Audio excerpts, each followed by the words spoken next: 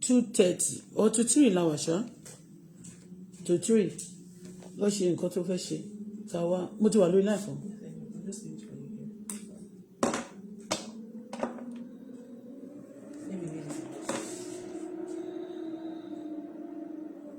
kí ló máa ń dún ní kọ́rídọ̀ yẹn bíi pé bóyá àwọn wings bí olùkọ́ ló ń gbà wọlé tó bá ṣí window sílẹ̀ àbí tí ibi kan bá wà open ló máa yẹ kó. Ibo ni gas wà ibo ni gap. de wọ́n ṣí sílẹ̀ ni gbogbo máa ń gbọ́ bíi pé orò ń ké àbí nǹkan kan ń ṣe okun wings á kàn máa pariwo ṣá ṣí kọ́rídọ̀ yẹn.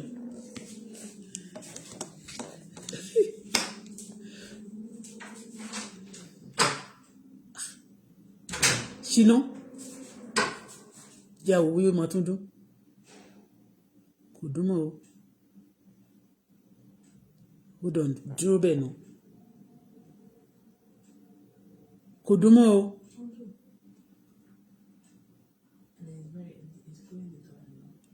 I cannot hear anything again like when you close the door abigi ọmọ náà fi ṣe ni abigi roko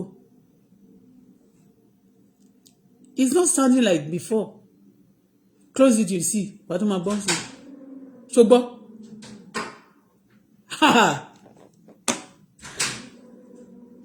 Open it. Tó bá sílẹ̀ kó máa dákẹ́. When you close it, it's making sound. It's making noise. When the door is open, the winds will be quiet. Àlùjọ̀nú wà ńbí ni. Ẹ̀yin alálùjọ̀nú tẹ́ máa ń alùjọ̀nú kiri. Ara yín ni this thing èní má jẹ́ kí n gbàgbé mo máa jẹ kíní yẹn potato you know actually it's good for heart sweet potato is good for heart. Hello, good afternoon everybody. Please come, I want to tell you about the court case now because a lot of people, you see, I don't know why people trying to tarnish my image. I speak about fraud.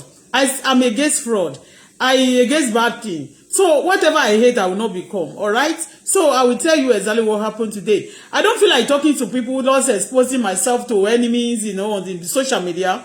I know that it's not hidden to some important personality. So, and that was very good because if a lot of personality, big personality, they actually maybe, let me charge this phone. Macro. Okay, let me hurry up. The phone, because the phone is not charged.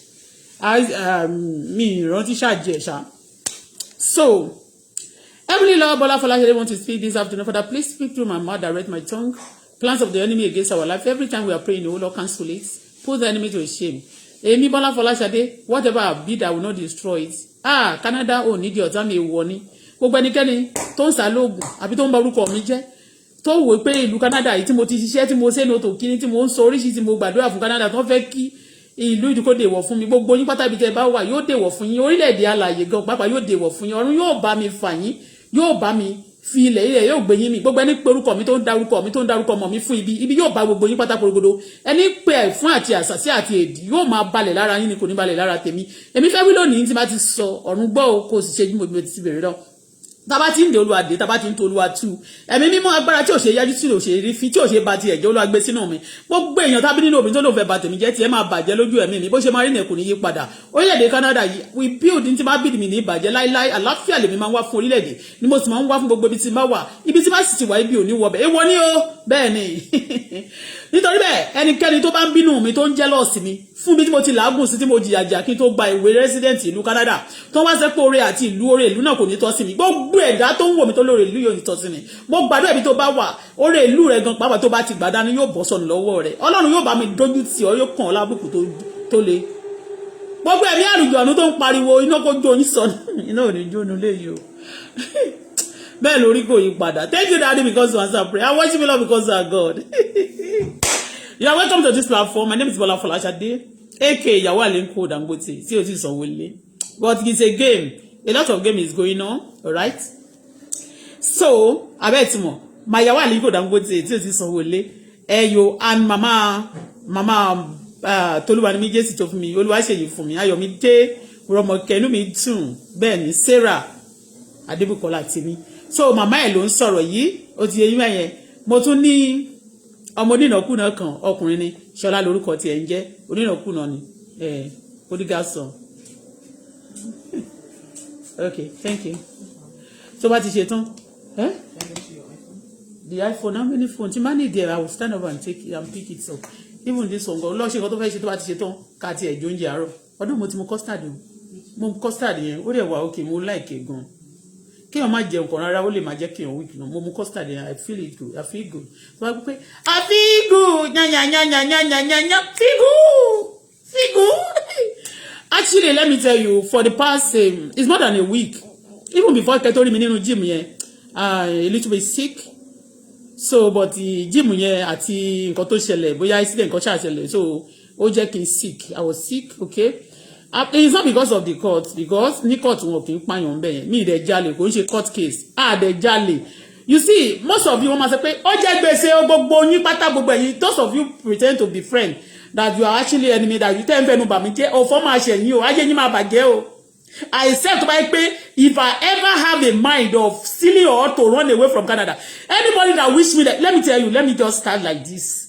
Even if I marry Dangote today, Dangote, Alhaji Aliko Dangote, Megidana, long time sir. If you give me a ring today, if Alhaji give me a ring today, now say to me, okay, Bola, don't go to Canada again. No, please. I'm not going to say no, but so far you don't have a bad record, and I built this place. To get a residence, people may look at it as nothing, especially those who have money. They believe they can buy anything with their money, okay? But I will still plead to him that, okay, please I want to go to Canada, I can have my holiday, and I once in 6 months, you understand me? So, Canada is my second home. I love anywhere I live, any country I've resided before. I love to go, even though if I'm no longer interested in, living in that country, I should be able to go there. You understand me? So Canada is my second home. Everybody have second address. Everybody, important personality, a lot of great people in the world, they have second home. Everybody have, okay? Everybody have second home, second address. So Canada is one of my origin now. I was born in Nigeria, seriously, or of course, but Canada, I've lived so much long in Canada. Although mo gbé ní Canada, mo gbé ní America, I live more than in South Africa, more than Canada now. At least I spent 10 years in America, Canada. Oh God, Canada is on my head. If I don't mention Canada like this, I'll be mentioning America. Kí ló ṣẹlẹ̀? Bọ́lá ó better gbẹnu kó lọ́rọ̀ America. I don't know what is Guinea gan papa. If you love people, they don't, Anyway, people love me, no matter. Even in my country, where people won't be me going love wa. So kiwa ni kono. So in South Africa, I spent 10 years, I think 10 years plus in South Africa, and I only have 2 years resident. I always renew my resident, like those business permit. I renew it. I never have a permanent resident of South Africa. Okay, so this is my first time having a second home, like. Permanent resident of Canada. Okay, so how can you? And let me tell you something. A lot of people have been abroad for more than 20 years and they refuse to give them their paper. So it's a privilege for me to be a citizen of Canada. So nothing. I cannot, because of one thing or the other, and then run away. People are thinking she want to run away. I want to run away for what? I will run away from Canada for what? Kilo shele. Kilashe, ile, we have not paid for the rent. Let me tell you, let me explain to you exactly what happened. So a lot of people, we blocked some people. I've said some things that actually trigger some, a lot of people. You understand me? I blocked and it has triggered a lot of maybe bad people or good, I don't know. It has triggered some people. But let me tell you, my blogging, my talking, it may be haunted. But it's of good. I mean good for myself and for my nation, and anywhere I live is for good. Alright? Okay. But a lot of people may be harmed, a lot of people may be angry, and a lot of people may also misquote me and want to give me want to punish me somehow. But if people want to punish me, the way they are doing things are like torturing my daughter, I don't like it. I studied that, and I left Quebec it's not because for reasons, you know, for reasons. It's not because of me. I never commit crime. There's no crime in my case. No crime. I never commit crime. So I never commit crime. We can be going on the road. One lè já ticket fún yín. In fact, I struggle to pay my tickets. Yes, in Quebec. I struggle to pay my ticket. Do you understand me? So I want to lè sọ pé èèyàn ṣe when you are driving, and it's happened to everybody. And most of the time, when you offended the authorities, some people who are powerful than you, they show muscle, they show power just to punish you. So, but let me explain what happened about the reason why, because a lot of people they are misquoting. They said that maybe she's planning to get out of Canada. For what? What did I do? Did I commit crime? No, I have not paid for the rent because some people plan it like that way and they want it that way. And I try. I'm the owner. After God, I'm the owner of myself. Okay? I'm the owner of myself, that I decide I can choose from whatever that is good for me. I know what is good for me and I know what is wrong, you know. So I noticed that in Quebec, my daughter's education was trying to be frustrated. Yes, part of the reason. My daughter, I'm not deceiving anybody. I want to tell you nothing but the truth right now. My daughter's education was trying to be, disturbed somehow, okay? So, but I look at it as, I don't make it personal. But later, it was personal for some things. I noticed some things. So it was personal. So a lot of trouble when you go and check out the video, all the blogging there, and I'll be talking about that some people want to frustrate my child, and a lot of children too are being frustrated, you know, in that place. Yeah, because I work in the hospital, and when I'm coming out to say such thing, they always get angry at times. Some people get angry.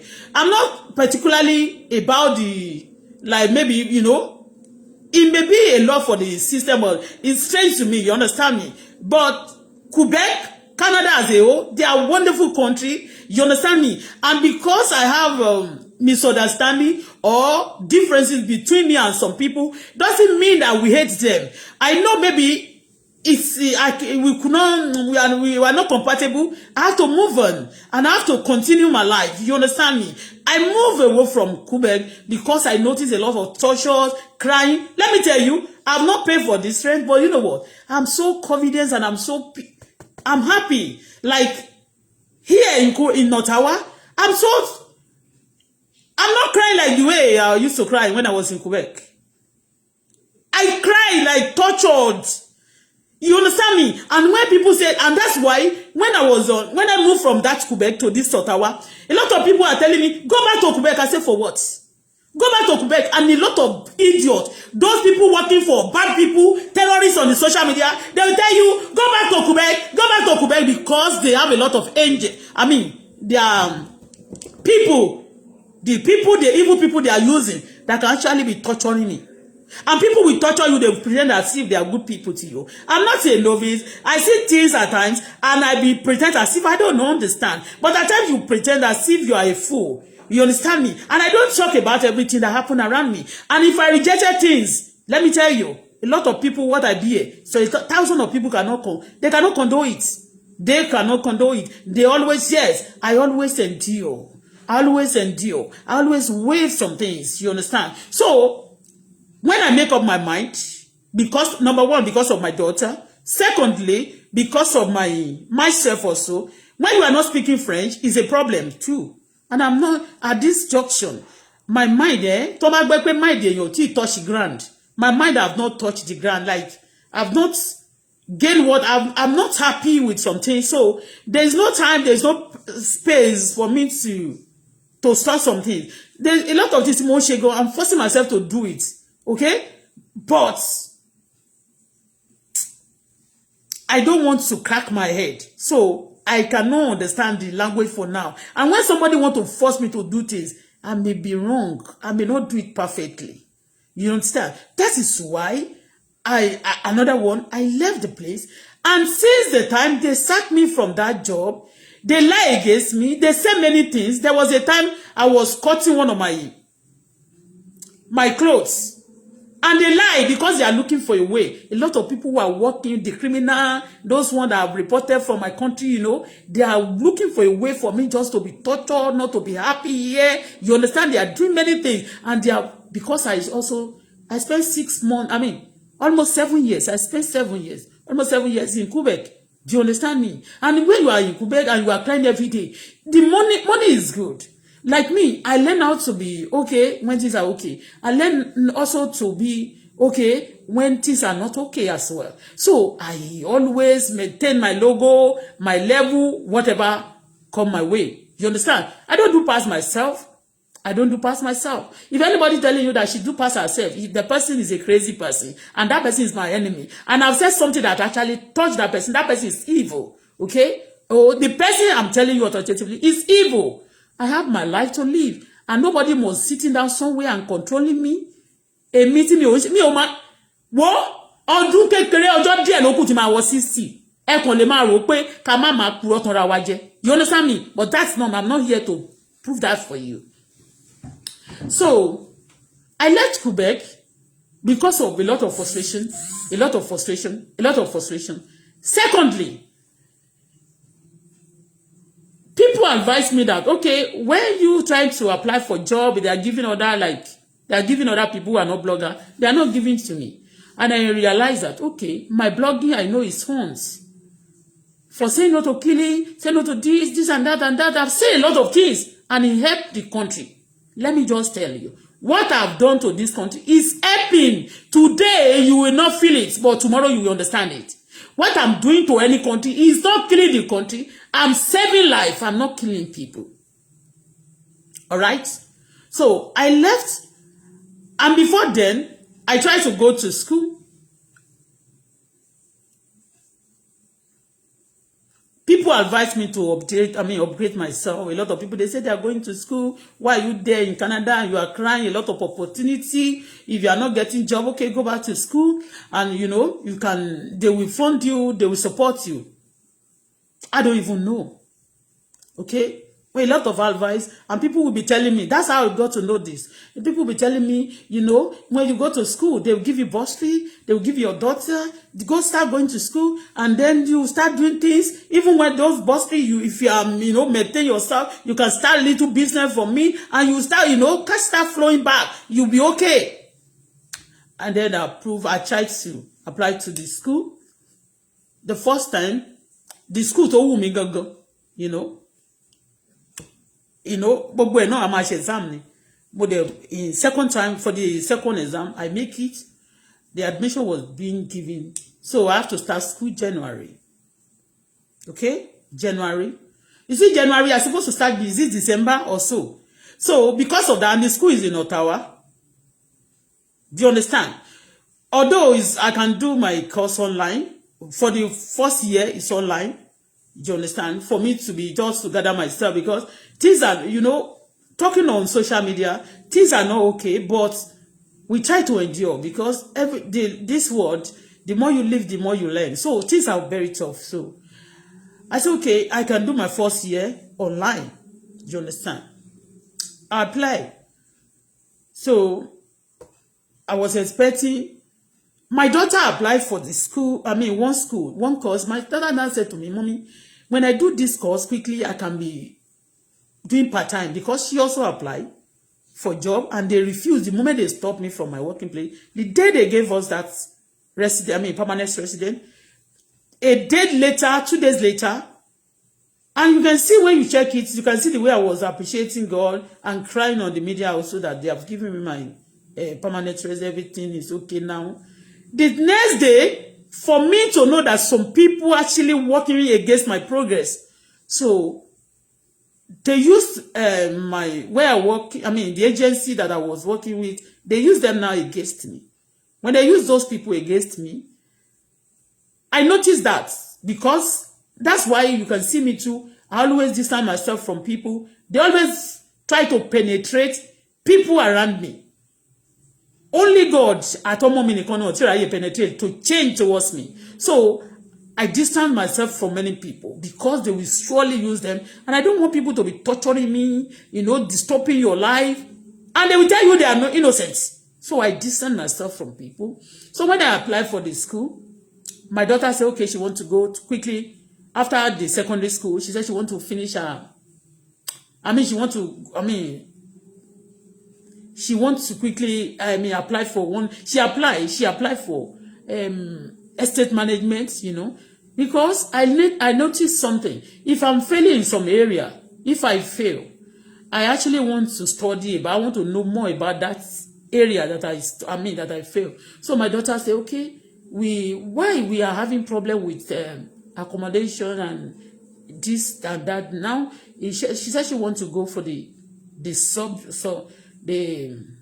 course, but that's not actually what she tried to. But she can just do that for 6 months before she go to school. You understand me? And she can be doing part-time with that also. That's our plan. We don't want to waste any time. Most of all, we don't want to waste any time. But the moment we are trying to do those things, some people sitting somewhere, they are forfeiting, they are trying to crash all our efforts. Do you understand? So my daughter applied when she finished for the secondary school, she applied for the estate management, and we also had to apply for the school loan. So, and according to other people, they say when you apply for the school loan, they will pay you the school, they will pay for you, they will loan you the school money, some school fees, and then they will give you bursary because it's a full-time job, full-time study for that period. They now give my daughter exactly the school fees. When my daughter applied for that, they gave my daughter exactly school fees. There was no bursary, nothing, and all the children, whatever they are giving to others, Nigeria, that even newly came. So I discussed mainly with Nigerian people, with children, due to call me that, oh, I applied for my daughter, my son, and they gave us this, they gave us that. So when I applied for my daughter, they refused me.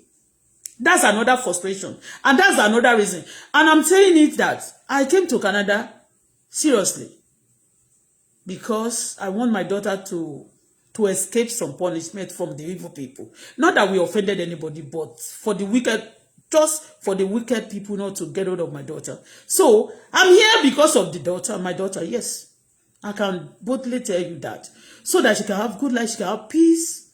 You understand me? Because of those people who tortured me from back home, and they already started with my daughter, torturing my daughter. So I need to take my daughter away. And I'm here telling you the truth, nothing but the truth, because of my daughter.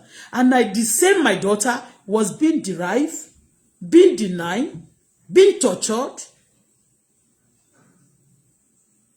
Do you understand? Being disturbed. So I started disliking the environment. I'm just telling you nothing but the truth. You can see I put everything on the media. I cried every day. I explain things, what is happening around me. And how can I continue crying? And this, they gave my mom and my daughter that money just for the school. I was like, if you use the money for the school, now how are you going to cope? And some school, when we try to find out school, also in Ottawa, in other states, especially this Ottawa, they're giving a lot of opportunity. They promise a lot of things that students that go to school in this, on Ottawa, they were priors. They promise a lot of things, And after that, I now discussed with my daughter that it's better for us at this time. Then I believe that, okay, if I apply for the school loan, with the bursary, we'll be able to be paying for now. So when I upgrade myself, then I'll be able to get another job. Do you understand? And with time, events will take over the situation. Who is this? Westland. Okay. Insurance.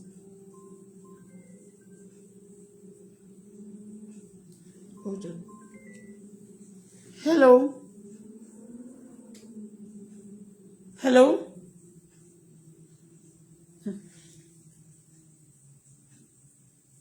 Insurance house. Hello? I can't hear you. Hello? So they're not talking. Aha. So they gave sorry, because I don't dodge any call. I don't dodge call. Okay? This is house insurance, you know. So I noticed that my daughter was giving the school the money given to my daughter stated in the account that it is borrow, pure borrow. There wasn't any support, you know. And I said, okay. Now this is not what the other people are telling me, that if all the money given to my daughter is only the one they are learning, nothing to support her. So it looks strange, and I have to go to another place. I asked people, I noticed that, okay, some people are actually working in the system to disturb my daughter. Exactly what they are trying to do to her in Nigeria, the same thing they are still doing to her here. So I have no choice than to change the environment and leave Quebec. And I notice also, whatever others are doing, that they find favor, they disfavor me, they've tortured me. I know those people getting their things free, easy, they are not bloggers, they are not speakers, they are not saying the truth, they are not doing the great job that I'm doing. But some people don't count it like a great job. So, because it's actually, I know very well, he owns a lot of wicked people. My blogging owns a lot of wicked people. Yeah. So, we decided I have many reasons, you know. Giving my daughter, when the other people are getting bullshit, after giving the money for the school, they give you the government. It's not because of my daughter alone, it's what they're doing to everybody, you know. But my daughter is not getting it, and it's a lot of frustration. Even when we are in school, when she was in school, a lot of them, they will get free feed, a lot of things. She's not getting anything. We applied for the child benefit for her when I came. They gave other people. They never gave my daughter. I spent a lot of money. I spent a lot of time. And I also noticed that some people, even the money, the woman who scammed my daughter with $1,000 then, was also, you know, she faced me. She did that just to scam me. And nothing been done about that. She scammed me. She collected 1,000 from my daughter. 1,000 something from my daughter then. I said it on here. And the money I've not yet paid, I look away, I forgot about it. Instead of my daughter, I say,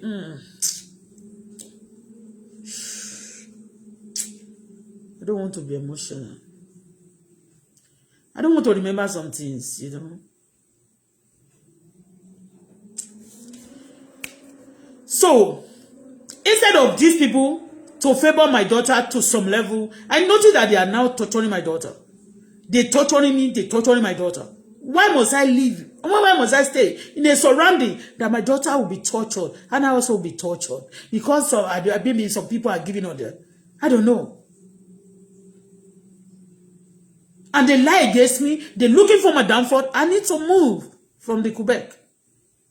So, and personally, I do patronize a lot of people. I never hope them. Apart from the government or some people in the system that they are using, whatever they are giving to people, even they give me money today, they say you are owing. After some time, the money, when I came to Canada, that the money United Nations used to give people, they say I should pay back. And like they are making life difficult for me. And like they want me to commit suicide, and I don't want to do that. I live in peace. The landlord where I live, I am not owing them. The landlord, for the year I spent, how many years? I think I spent 5 years in that place. In that house. I don't hold them. Although some money may be late a little bit. I don't eat, I pay my rents. Because I know some idiots, some crazy people, also who possess my things over there in Nigeria. They want me to die here. Because if stress is much, you die. When I notice that, I discuss with my daughter, please, don't think about anything. Everything's going to be all right. I will continue talking. And those some few people who are ready to listen, they will understand. And God will show help. So, secretly, a lot of people are fighting. They are fighting and they tortured my daughter. I see my daughter have caused them problem.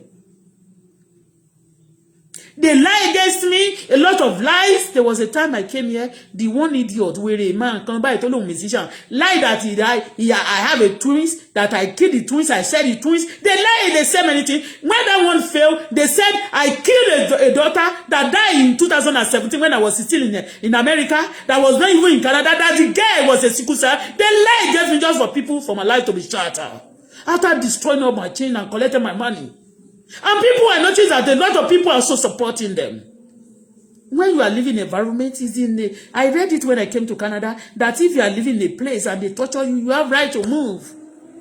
And in that, Quebec, they tortured me, they tortured my daughter. They deny me. It's not Quebec that deny me, it's even together with the federal. But this problem, I was shocked more in that Quebec more than anything. When I go around, people tell me, people follow me around. I look at myself, I see. I've never, even when I want to buy something, they will tell you that yes, in this Quebec, you cannot get anything. Yeah. I wanted to get it. This is my car loan. They can't there. They say you cannot get anything. They make sure purposely, deliberately to destroy my credits. In the Quebec, let me tell you what I've been through. Apart from this story, there was a day when I was working, I was injured. I treat my leg just for myself. I treat myself just like that. Nothing been done. There was a day I was working. A guy, maybe they sent the person to shock me. I almost died that day. Nothing. Nothing. Okay. I'm not saying that they should, because they are very clever, those companies. And then, you know what again? Let me tell you the reason why the company then was involved much. Let me just tell you. The company, they do cheat. Some people do cheat people. You understand me? And me, I'm like, I fight for people, even when I'm not comfortable with my life. Even when things are not good with me, I still take people's issue. Like mine, I drop my problem aside and I carry people's problem. That's the way God created me. So I speak against the company I was speaking, that I was working for them. Not that I speak against them truly, but they cheat me. They normally deliberately doing some things to me. And they used to, people tormenting you. They were telling you, like, we are going to do this for you, we are going to do that for you. No problem. But I always explain those stories on the media. So it's also part of it. And let me tell you something. Before that, before I started explaining, the people who originated this problem from my hometown, from my country, back home, they have connection. And one of those people that I mentioned that is a musician is a citizen of Canada. I don't know, maybe he's still a citizen anyway. But he has lived in Canada, and he's also he comes to be a citizen. That's what we used to know before. So I don't know what happened to him, but he's a citizen of this place. So a lot of problem like that with politicians, no, it's a serious problem. Like, it's not ordinary people. Apart from the case I was reporting, that I believe that I could get a favor. You understand me? I'm supposed to be favored, not to be disabled. But I noticed that these people I'm complaining about now, they're not supporting them. They are now seeing me complainer they turn the complainer like an accused, and now they're not turn, like a criminal, they're not turn the accused like a complainer. They change things. So when the torture was, I cannot tell you all. The story, I noticed that people are telling me. And when I'm going around, I used to tell people that, okay, look at it, I notice some things, some people will come around my car and they'll be checking my number, they'll be doing this to me. You understand me? I will be posting this every day. When I'm feeling threat like this, when things are happening around me that is not conducive, like, I have to move and I have to do something about my life, because life have no duplicates. So, and according to the United Nations, the law said you can also live in another place if you are being tortured in any way you live. So I move. And some people, idiots, I'm saying, I'm sorry to use this foul language. It's not foul, because that's the way I feel. People like those idiot people on the media be telling me that you have to go back to Quebec because that's the place they have their agents to be torturing me. And I don't want anybody to torture me. I'm not a criminal. So I move. So I submitted my loan for the school. coming to Ottawa, my daughter going to school, we decided. So that the first school fees, for that 6 months, the cost of the first course was 6 months. And that's not the main story she wanted to start, but she wants to use that because that time we always complain when they stop me at work. She also looking for job, and other people will be calling, the schoolmates will be calling her, tormenting her that we are working, and they are not giving my daughter work. They will not giving me too. And when you are not working, no matter how much are they going to be using to support us in the system, and it's going to have a time, it cannot pay the rent, cannot even buy us anything. We cannot do anything. All our finance was choked. Nobody can even send me money. Everything was choked. They choked me. And after choking me, they torturing me. And that's why some celebrities of Nigeria, I don't want to play with them. Because I know that they use them for many things. I don't want to mention them. I'm not afraid of any bullshit. But I don't want to mention them because I don't want to give regard to any bullshit. Any bullshit person.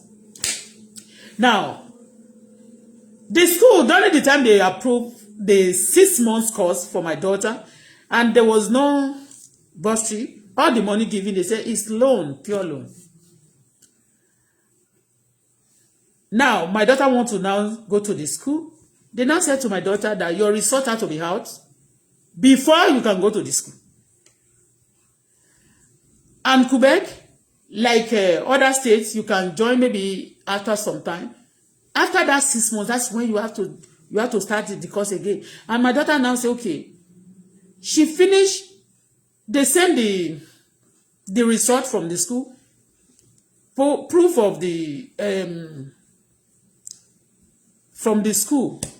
They said no, they have to send. They need the one from Quebec Prime Minister education for something that they has to come from. And those ones, the school has to start by June.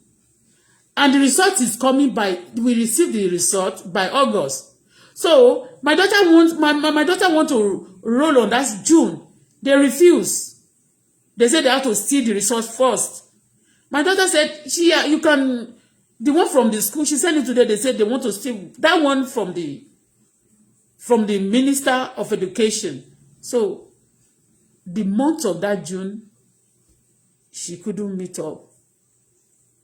And I said, okay, Kuma, this money, now we don't have money. We'll be using the money to pay. We pay rent from the money. I said, it's the best thing for me now, for us now, is to leave Quebec and go to another state. That's Ottawa. It's an opportunity, yes. To be sincere, that's the money we use to transport ourselves and to pay deposit and pay 1 month rent here. So when we now communicate with the school in Ottawa and many things, they said okay, and we are not told that we have to reside in Ottawa like a year before we can apply for the school loan here. Do you understand?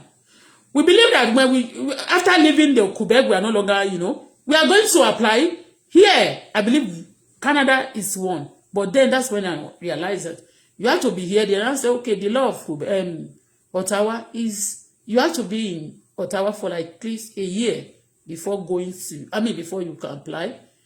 I said, okay. They said, where do you live? If I say Quebec, they said, you have to apply in Quebec. And I know what the Quebec will give you. When people here, they are in Ottawa here, they will tell you they are giving them for the money they're giving them for school. I say, I don't want to apply for Quebec. Quebec will give you money. They just give you little bursary. They will tell you that, even me, there was a time hey, God. I said, I don't want to apply. I was afraid. I said, I don't want to apply there because the money they are going to give you is possible it's going to be for the school, not for the support. You are not going to get any support. And if you are going to school, they give you money and it's a full-time school and you could not pay for the rent. How will you get the money to pay for rent and use all the money for the school fees? So definitely, they are not giving me the money they don't want me to go to school. They are just borrowing me money systematically to pay for the rent. When I'm not going to get anything, I'll be finding myself in debt. I use my money Till date, I'm not owing that my landlord a penny. I use all my credits to pay for rents. And I don't want to continue that such life.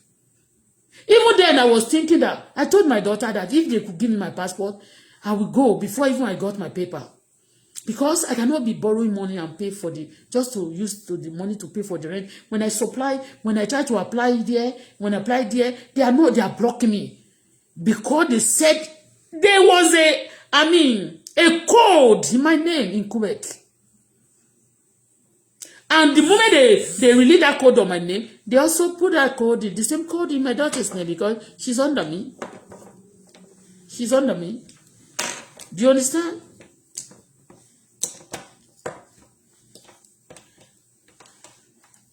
So I left. Getting to this place, we tried to apply that. After getting the admission, my daughter got the admission, the same. I also got my admission and everything. I supposed to have started the school January. The same thing with my daughter. The same thing with my daughter, okay? So that January, there was no money to pay for school. You know, you have to pay for some things even before you start. Your seat, everything. There was no money. I was having serious headache. And already, when they say I have to apply in Quebec, I applied. They answered me. They delayed the application. The application was telling them that please, the school going to be start by January. I apply maybe, is it November? I applied sometime before I left Quebec, you know, after giving me the information. So I said, okay, the school I'm going to start, but they delay me. The first, the January also was gone. Do you understand? My daughter also that's supposed to also start January. And he comes to think, me, I'll call you back. Please, can I call you back? Okay. Thank you.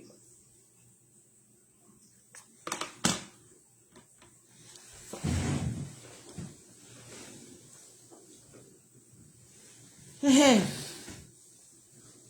I'm looking for a place to charge this. Okay.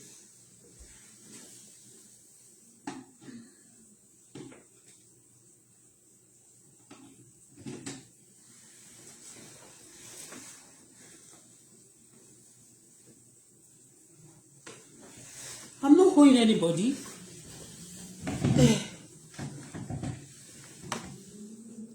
So, to me, I don't believe in. If you don't want, I don't care. Okay, so it's not charging. It was delayed. So, of course, when the payment of the school delayed, of course, all my plan, and it's deliberate. When they say, go back to Quebec, go back to Quebec, go back to Quebec. I don't want to go back to Quebec. It's not because of anything. I'm not owing anybody. I have a lot of people that used to patronize. I'm not owing people apart from the government that said that this and that. And it's a punishment. It's a punishment. I know it's a politics and punishment. So apart from that, there's nothing. I don't do past myself. Anything, timbara, timbale, something nearer. Now, the school was cancelled, and the moment the school was cancelled because we couldn't pay for everything we need to do. Even some exam even the exam, I used to do some exam before you even, you know. I pay for those exams also. I did my own, I did it twice. My daughter was once, you know. Because I don't even know what because the way people are now studying, they try to study, or they believe that with what they have done to these people, by now we are going to hear with. So maybe if you are doing things at times, that's where I feel. Anyway, maybe you don't understand. If you don't understand what that, tell people to interpret it. I'm sorry. It's not funny. Bola, it's not funny. Don't smile. Don't laugh. It's not funny. So, the January was the admission. They say it's late. Okay, we have to start again. And this is, they just want to be wasting my daughter's time and my time also. And time is money. And when you are not going to school at that time, you are not working at that moment, the hours and the days are wasted. That's what they want. They want me to be wasting time when I'm not achieving anything. So when I notice this, and let me just be frank with you, Quebec, and the people controlling them towards against me are the one operating under it. All problem that happen now, even with Timoloy, for me coming here, and if you chatting, you don't pay for the rent now, they also want me to know that, okay, you want to compare Quebec with Ottawa, we are going to frustrate you. We are going to show you that that's what I think. And exactly, it's a politics. That, okay, you praise them, or you believe that they are better than Kirikon, we can make it we can make it, we can frustrate it for you. And that's what they do. Some people are doing that. All right? I love Canada, and I'm saying it authoritatively anywhere I live. Up to date, I complain about people who have dealt with me before, and you can see me, I still embrace them. I pray for their vicinity and surrounding, because I know that those few people who haunt me, they are not the creator of that place. Few people who trouble me, they are not the whole of the country. So I cannot, because of those few people, and be, So I left because of many reasons like that. Frustration. And the same thing, so then, when I was stopped from from my working place then, when people refuse to give me a job and I need to survive, even to eat, to support myself, I started Uber. And I want to migrate to the, let's say, Uber Eats. I do Uber Eats. But the Uber Eats, they pay coins like that.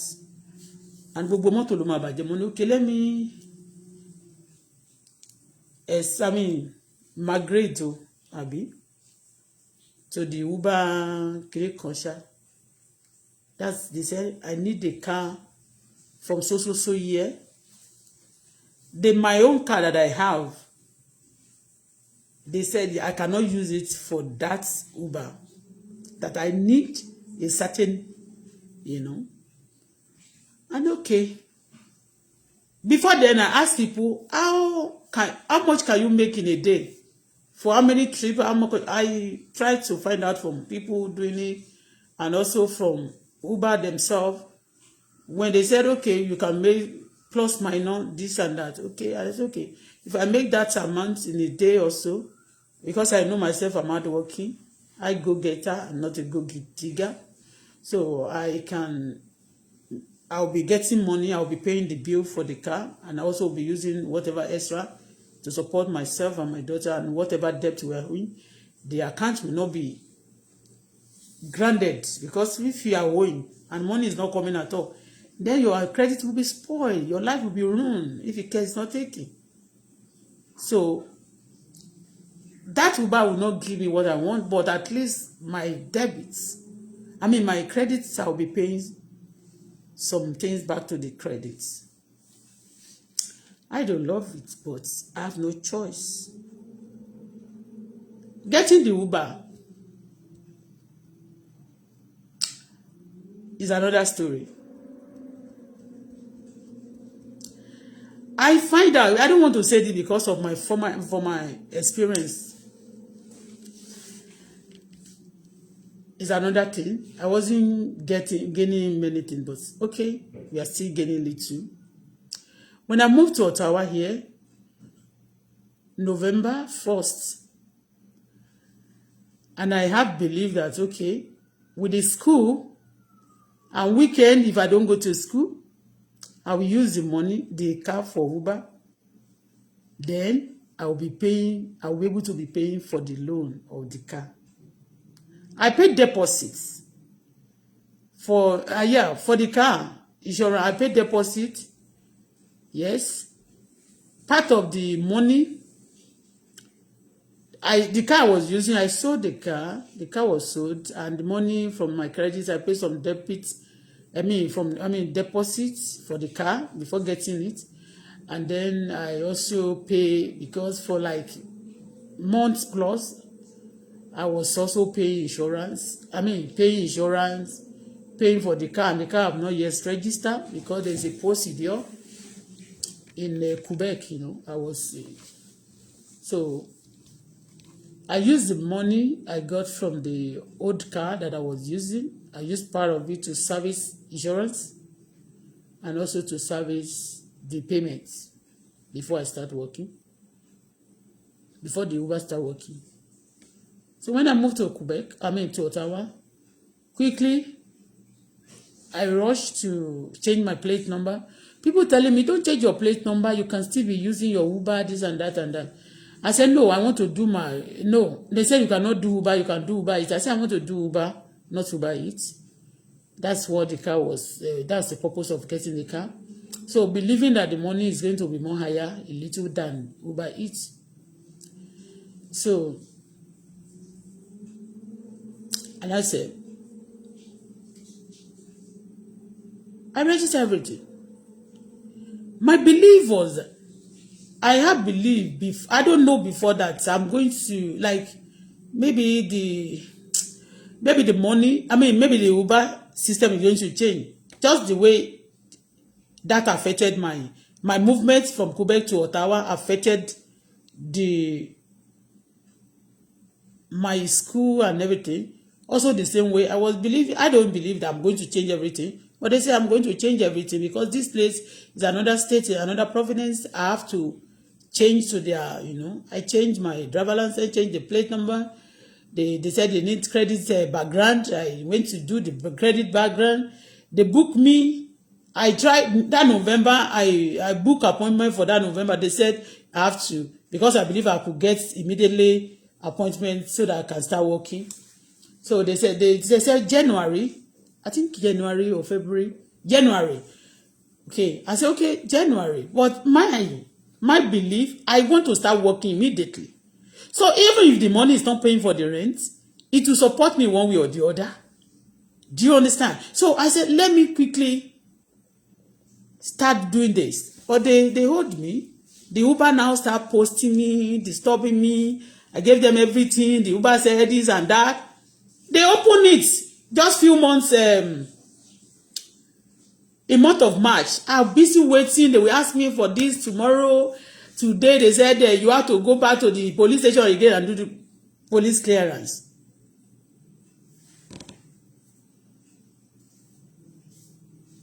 So later, that day, I just called them and they opened it maybe a few days, maybe 2 weeks ago or a week ago. No, it's more than a week now.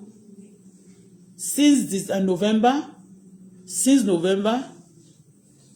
I've been waiting for these people to open my card, to activate my Uber back in Ottawa. They refuse. And some people be telling me, yes, maybe they be telling me about Quebec. I understand. They hold me down until a few days ago, they activate my Uber.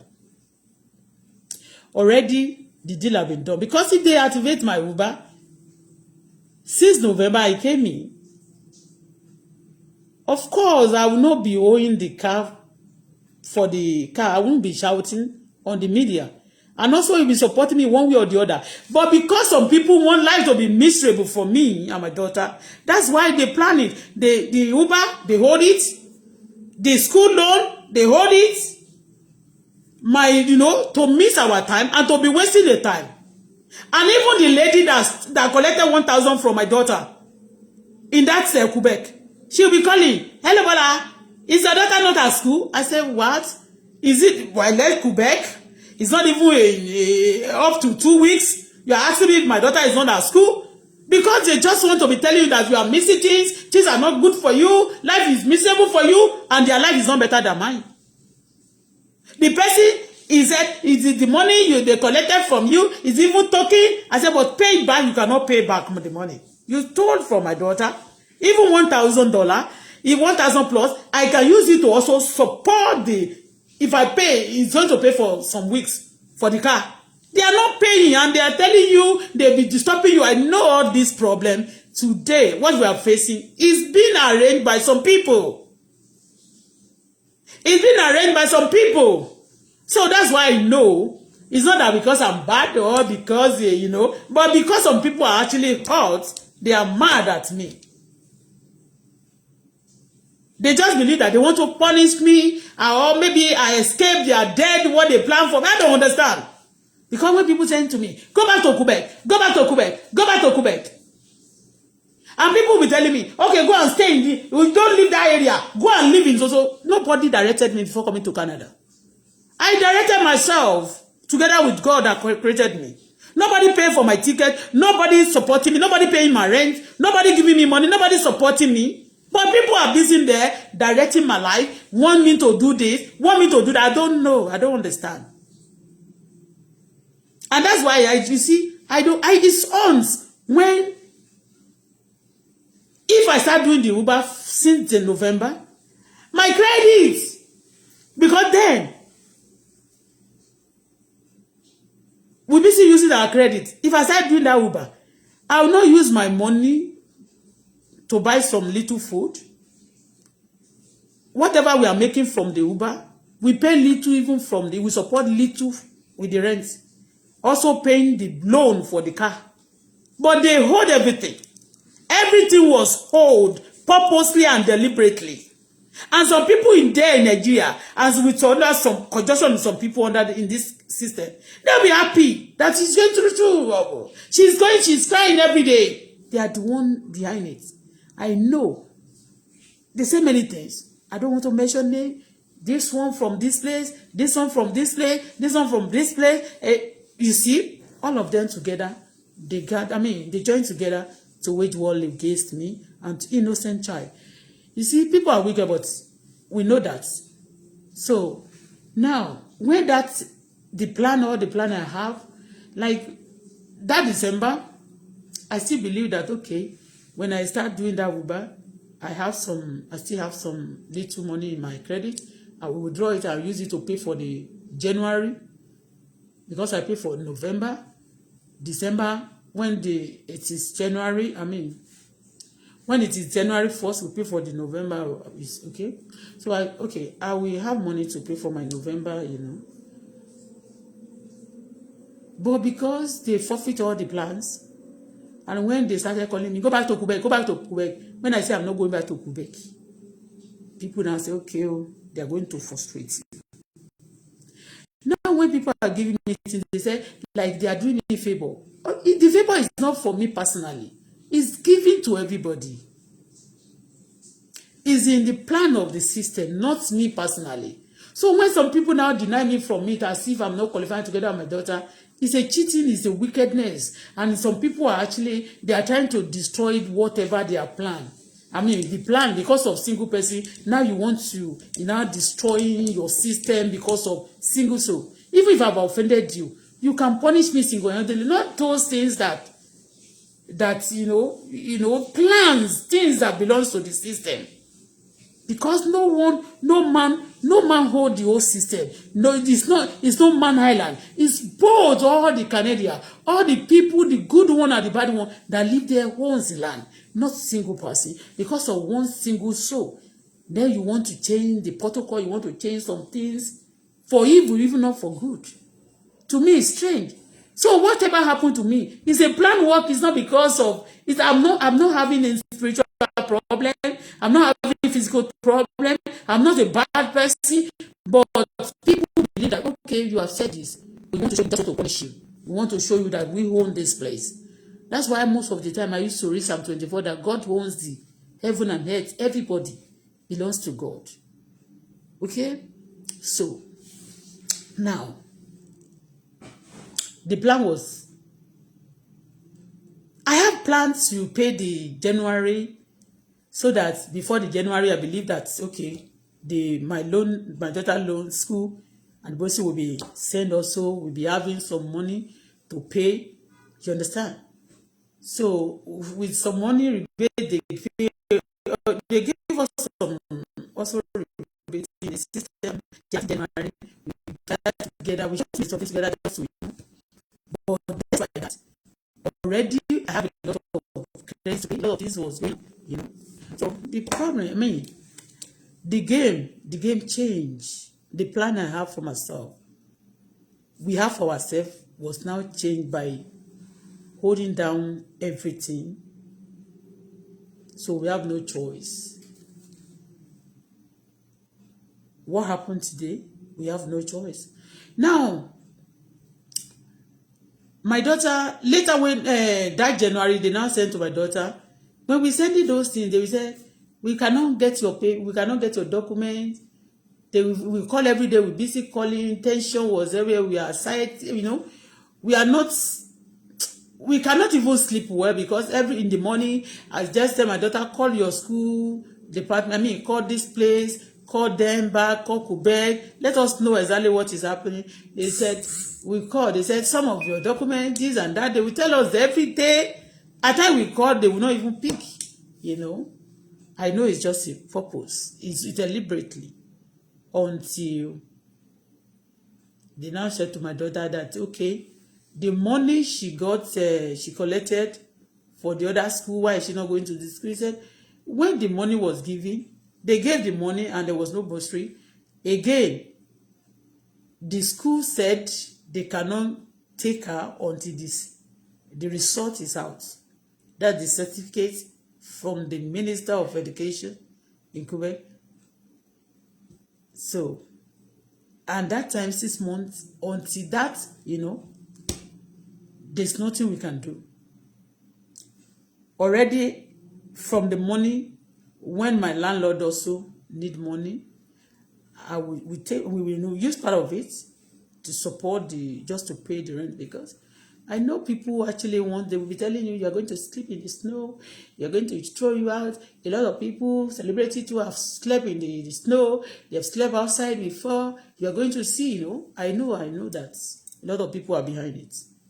So, they tell you, you don't know, a lot of celebrities who have been in the street, they will tagging me,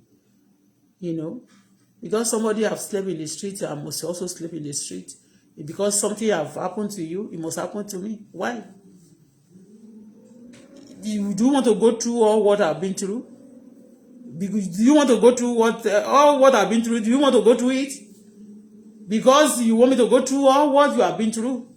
And that is the process. The people, they start motivating you. And I listened, I was just being quiet for everything. So until a few days ago,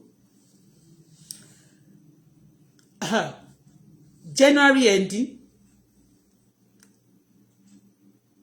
my own my school loan was now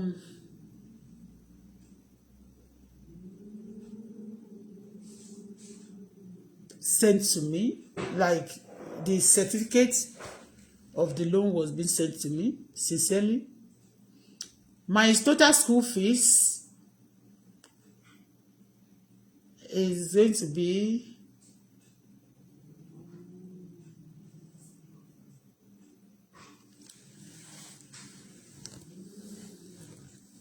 I think they gave me some bursary, but it's not going to be enough for the,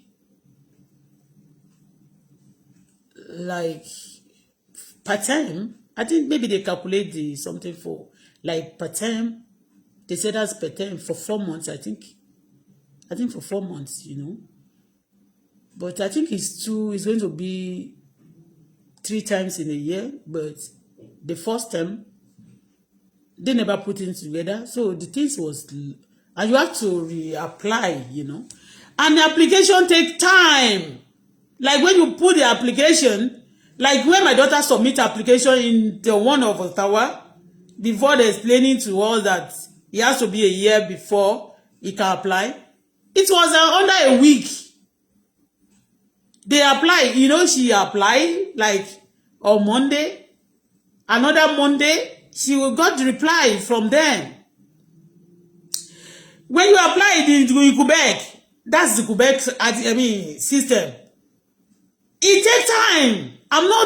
I'm sorry. I'm not being rude. I love the whole Canada. I love Quebec so much. When we came to Canada, other people, black, like my Nigerian people are moving. They were telling me then, move, don't live in Quebec. You're going to speak French. It's going to be tough for you and your child. I said, no, I love Quebec. I want to understand French language. Like if I go to Nigeria, my family are not speaking French. I'll be speaking French.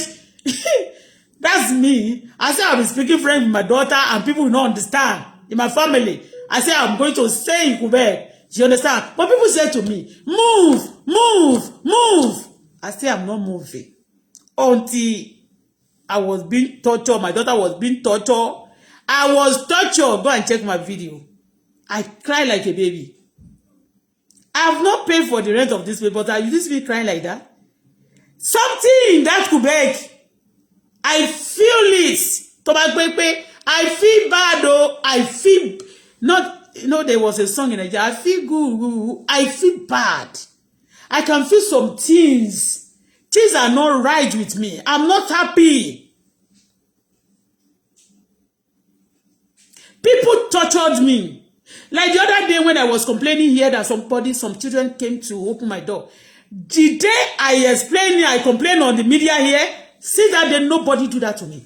Nobody. In Quebec, they do anything to me. They do anything to us.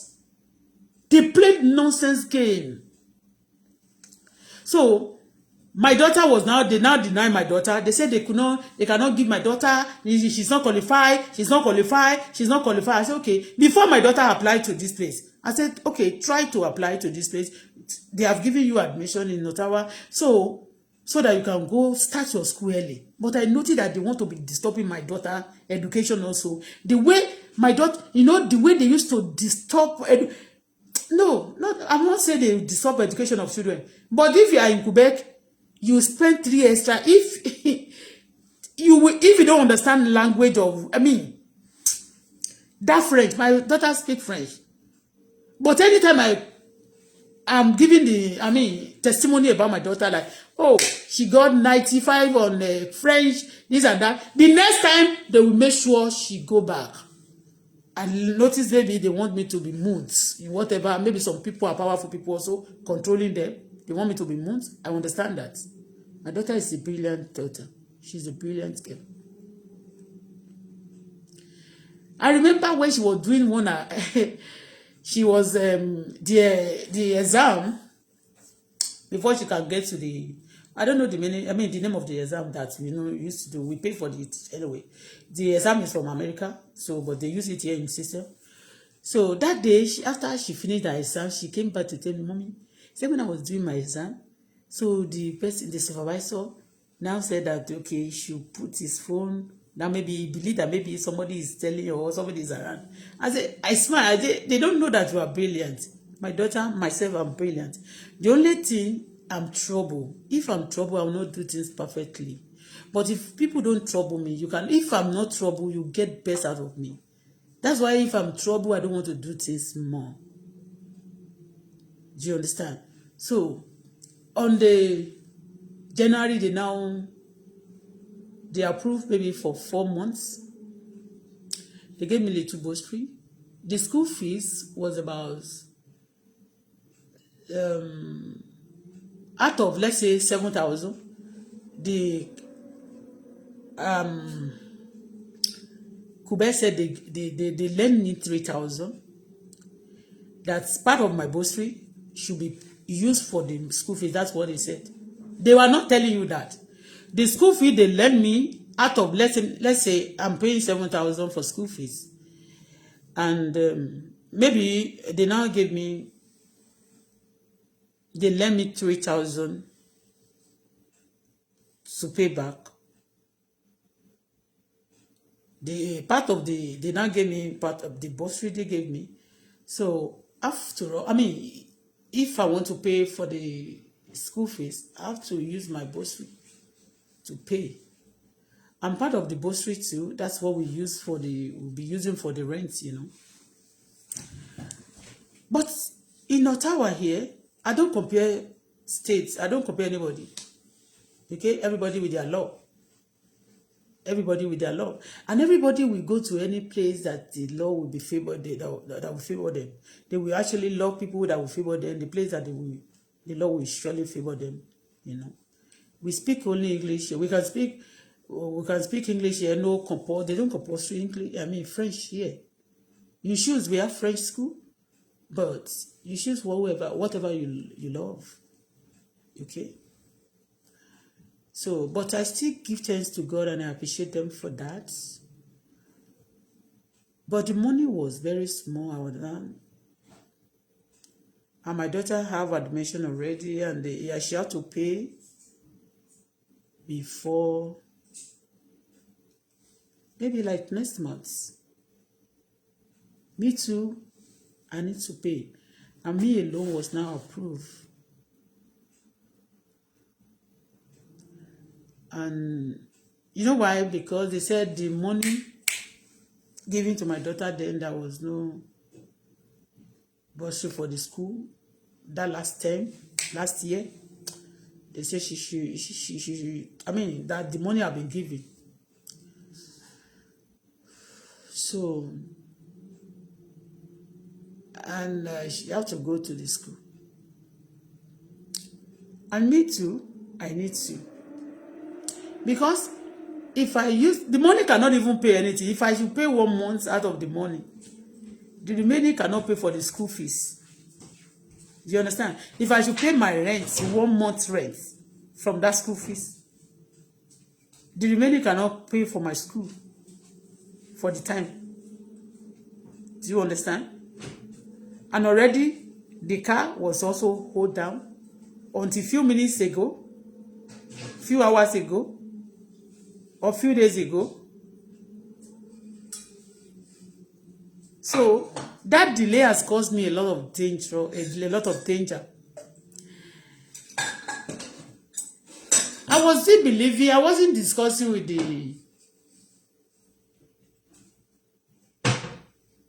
with my landlord when they sent me notice of court notice.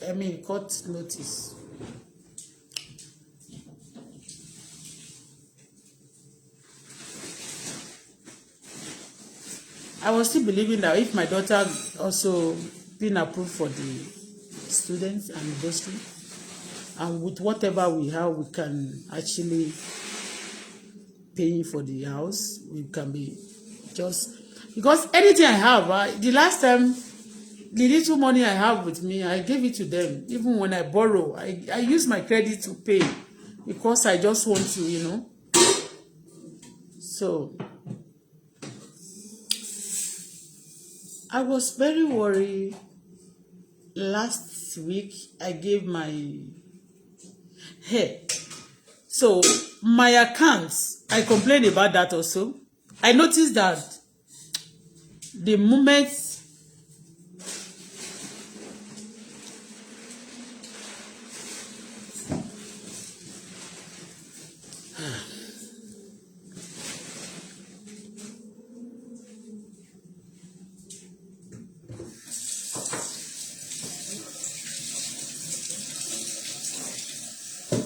obviously, you can give me water to get it.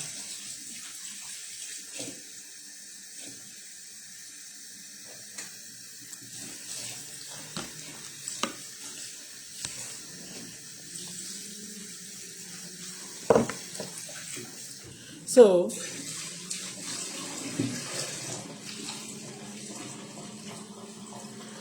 after when my daughter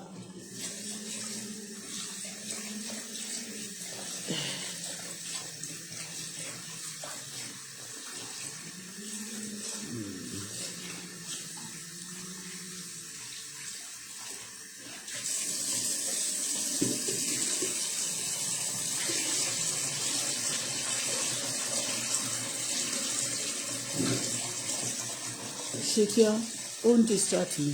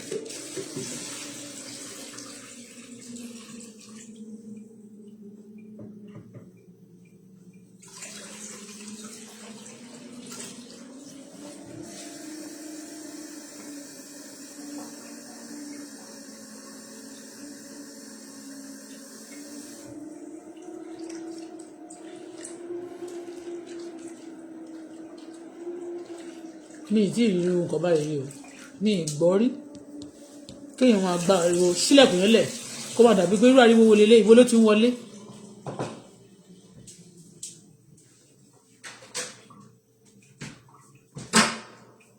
ó yá bóyá kó gbé nǹkan sẹ́nu ọ̀nà ariwo yẹn ti pọ̀ jù ṣótìrí tó bá ti tilẹ̀kùn báyìí gbogbo ariwo á máa dún tó bá dẹ̀ sílẹ̀kùn kò ní pariwo mọ́ ṣótìrí gbé nǹkan sẹ́nu ọ̀nà yẹn ó ń distract mi ó ń jẹ́ kí gbogbo fún gíní ìgbà máa ń dún ni tí máa ń ṣe fídíò ńgbà mi tí bá máa gbọ́ létà bá máa gbọ́ wu bíi pé òrò ń ké ni ìyẹn ò lè stop ẹ̀ ló máa stop ẹ̀.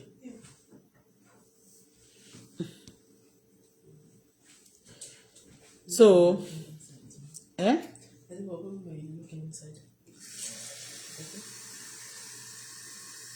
so that is it.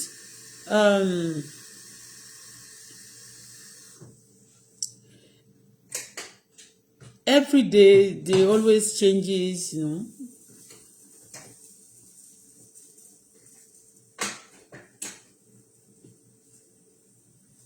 Now when she want to start the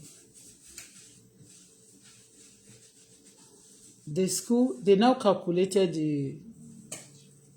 the 6,000. Is it 6,000 or 7,000 given to the school? The school fees for that on the other name. Kí lorúkọ school? I mean estate kí ni tó fẹ́ ṣe ń gbà yẹn bí? Yeah. The 7,000 given to her then. They now said they use it for the school that she, for now, you know, that she have to use that money to pay for now for the school that she.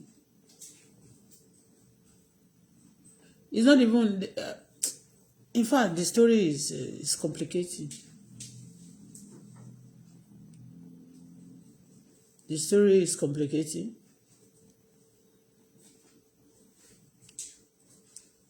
So they didn't give anything, anyway, for my daughter. So and we both have to go because, like, you know what they're doing?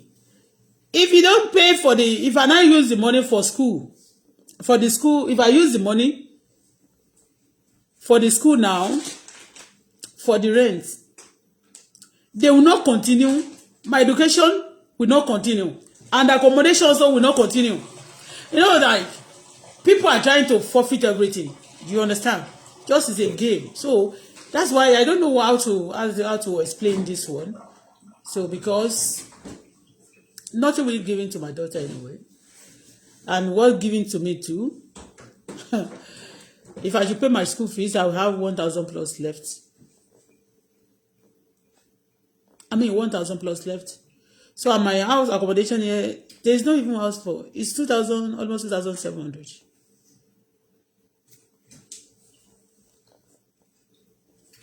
So deliberately, and all my credit card and the money I'm owing I use them majority for the rents.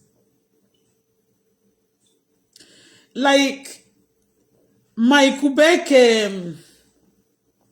my landlord, I think my landlord supposed to give me even the tax to file. They said I don't need to. They cannot give me because I don't know. A lot of things anyway.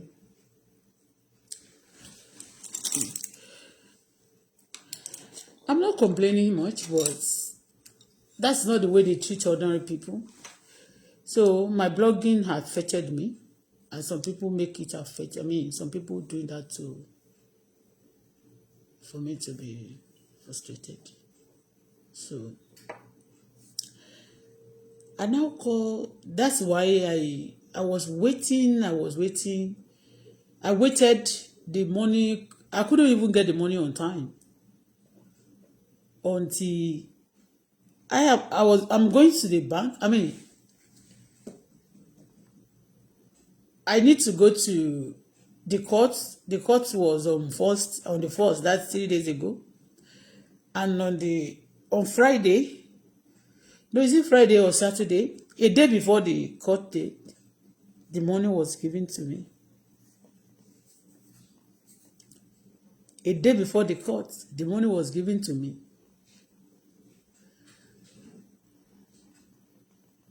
I don't even know. That very day, I think ọjọ́ tí mo lọ court yẹn náà ni mo rí now. I saw the money in my account on the first.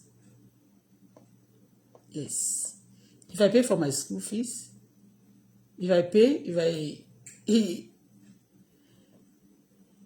so if I use the money, few money, cannot even pay for 2 months. The whole money cannot pay for 2 months. If I use the money for school fees, if I pay for 2 months and a half, so how will I continue? And this, the school fees, this one has to last for at least, I don't know, maybe it's going to last for like August or September. So the money cannot pay for 2 months. They can, I think the court can, there's a way people, because I noticed a lot of people also are going through two problems when I attended the court that day. So I don't want to talk much because I don't want to offend the system. I don't want people to be, because little things when I don't want to talk, I just want to be quiet, but I still need to explain little to people. Because if I should talk more, they can read meaning to me. And some people believe maybe I'm dictating or, but things are not right. Like in Quebec, they are telling me to go back to Quebec. I don't hate it, many things. I have many, we have many differences. Quebec is a wonderful place. I'm the one that choose to live in Quebec before. But if like my life almost ruined and damaged in that Quebec, my daughter also, the education is like other people are moving faster. They are just disturbing. They're like people who are torturing me. They have a lot of agencies in that place that can handle me easily and destroy me easily. And I need to forward. I need to move forward. I need to go. The accommodation a little more expensive than Ottawa. Quebec, but peace and health is worth. Health is worth. Health is worth. Seriously, health is worth. My life, I'm together with my daughter, God forbid, almost damage in Quebec. Seriously, I'm not joking. It is well, man. And I don't have any mind. Like recently, when the car loan disturbing me, you can see I came on the media to explain to people, oh my God, see, because even then, if I don't have deposits,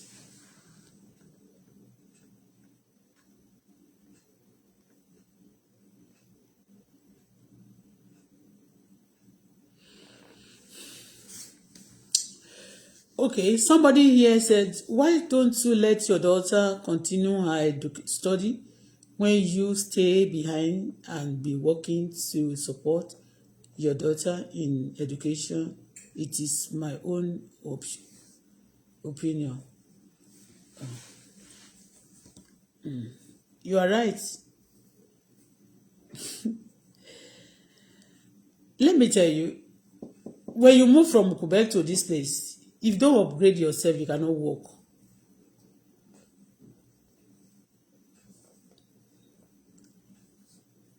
Even PAB one year, you cannot work.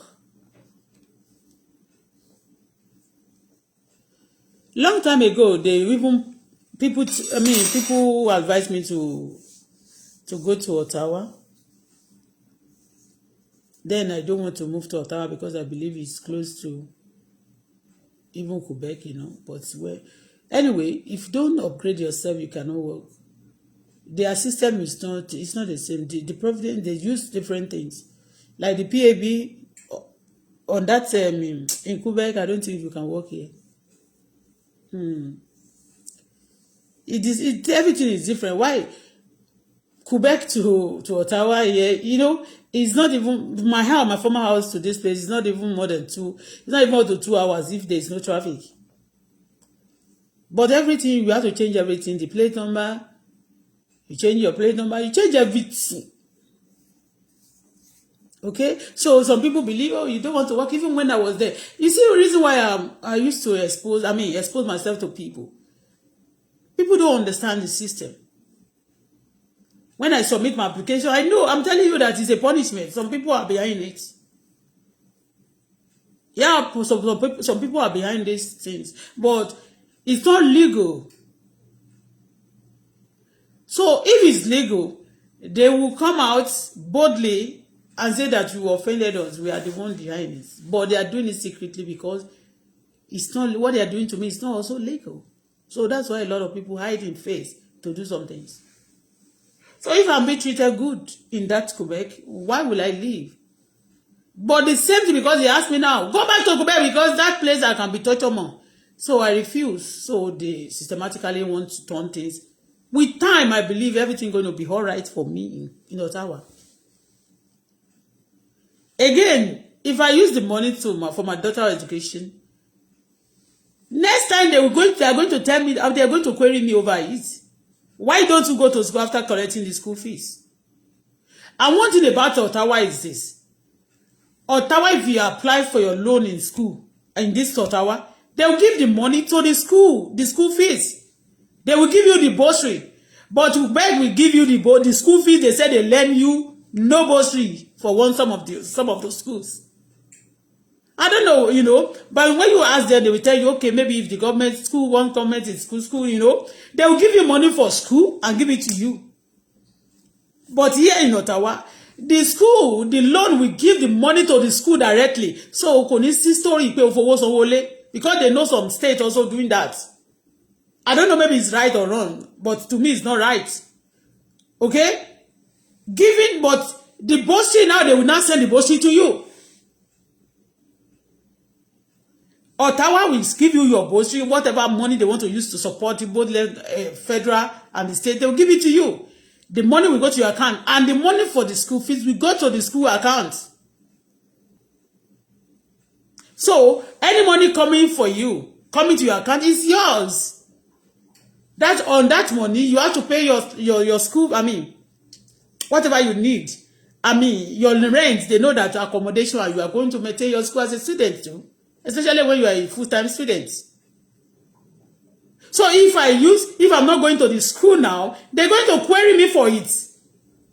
And the money also is being borrowed. The one we used the other day is being borrowed. So some people are practicing wickedness. They are on my case for just to drag. You see, a lot of people collected their loan for the school, the bursary. Some of them even using it to do some little things. Also to boost their, to support themselves. But like my case, the people behind it, they don't want me to benefit anything together with my daughter. They want me to be living my life in pain. They want me to be frustrated. They want me to be disgraced. They want my daughter to be tortured.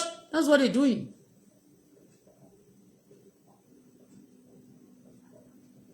And people want me, and some of them, they want me to shut up. Do you know that they want me to shut up so that people will not understand? They didn't give my daughter. See, the money they are borrowing is money. But now they just want us not to be schools, not to have the money on time. And by the time you have it, already the debt you are having is accumulating. So they are delaying you systematically, and you are owing. And the money you are owing will be accumulating because they want to throw me into debt. The money, you are still going to pay back in future. Instead of them to give you even no time, they are doing it on purpose to upgrade direct. If I've been living here for the past, maybe since I came, I won't have story like this. But I can have story like this if the wicked story, if they actually use a lot of wicked people in the system of the Ottawa against me. You understand me? So many people don't understand. If I now use it, they will query you. But that time of that school is gone. They're supposed to pay my daughter's school fees now and give her the bursary. If in Quebec, Canada, Ottawa is giving like 10,000 for bursary because accommodation is so expensive, and they student. If they are giving a sample, Quebec will give you 200 or 1,000. That is different. I'm not exposing this, but I have to explain to people, so people will not be thinking that. And a lot of them will say, now she want to move, she want to get out of the Canada, she want to escape to where? God forbid, Canada is my country. I am saying it authoritatively. If I get married to a rich man, and he said to you, don't go to Canada, I will tell him, it's my country. We can make it a second holiday, we can make it a home or public holiday. So I don't have any mind to crook anybody. But some people are creating impression because they already lied against me and they want to put them into practice. But people know that they're actually lying against me, but they support them, they favor them, they just choose. Because the people also supporting evil. I don't know, maybe they are good or bad. Wọ́n lè kùn dé kò dùn mọ́ sí, á tún dún tó bá tún ti tilẹ̀kùn yìí.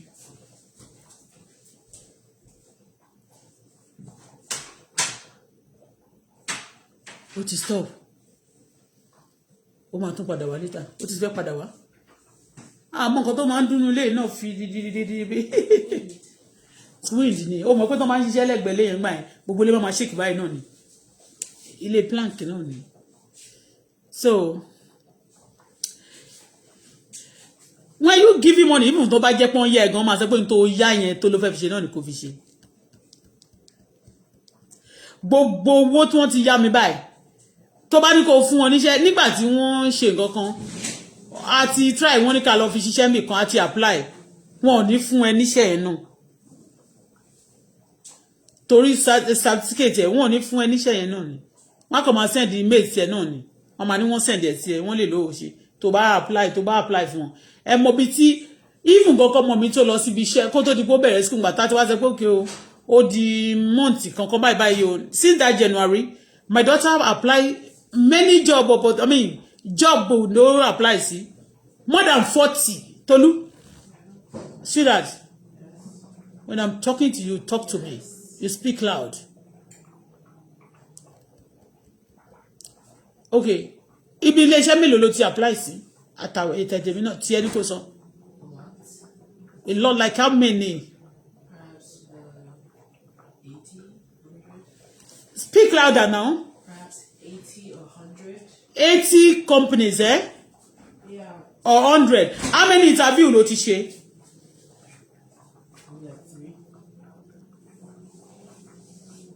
Three kan ló ti ṣe o. Ní ojú mi o. O ṣe làwọn tó máa bèrè fún exam tó ṣe no máa get back. Either ṣe kini kan. That's not the interview, that's the assessment.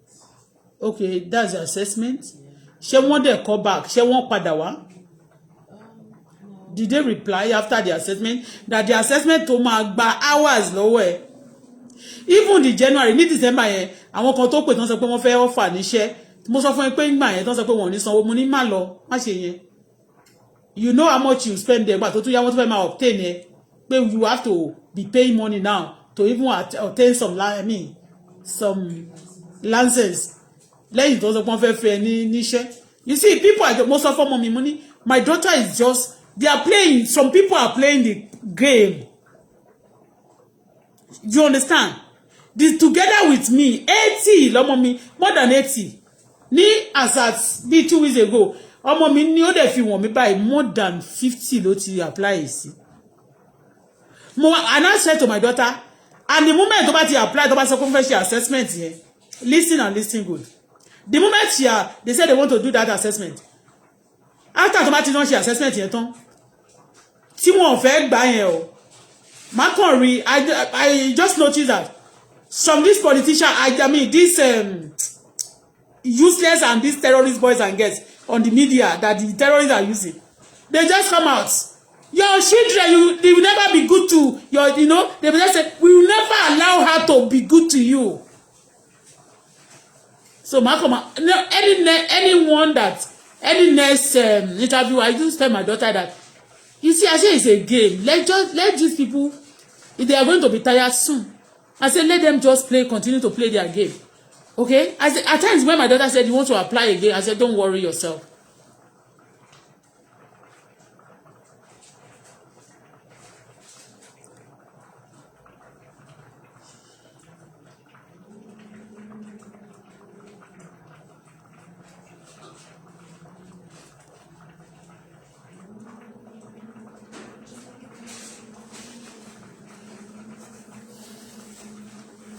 I don't understand. A lot of people are here working. You don't judge my case with other people. Okay? Because some of you now want to be, I don't know, some of you tell might interact with me. Okay? I don't judge it. Don't judge that. Because I know some people, either they are powerful or they are, I don't know who they, I know they are there, disturbing us. Okay? So, ìgbà tí mo dé sí Canada and B, when I came to Canada, arrived in Canada early, you get job, they will call you, they begging people with a lot of job. Up till now, they will be sending the job opportunity to you, apply to them, they won't give it to you. Because some people are putting some code. Look at it, even my permanent resident, they were trying to deny me from that my permanent resident. Some original people in the system will be sending me some message, which is genuine. And another migration will be sending me a message that is not genuine in the same Quebec system. And the useless blogger idiot, the terrorists working for those terrorists in Nigeria, I don't know. They will be mentioning whatever that is happening to me in the system with immigration, and they'll be saying it. We have some migration working for us in the system of Canada, in that Quebec. We have migration. We have migration working for us. Imagine, they have migration. They'll be announcing whatever happened in the system of Canada, in the immigration system.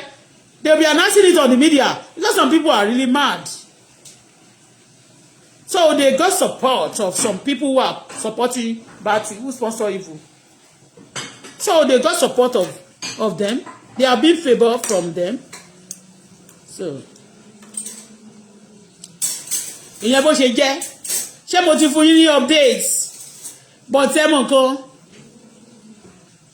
nǹkan.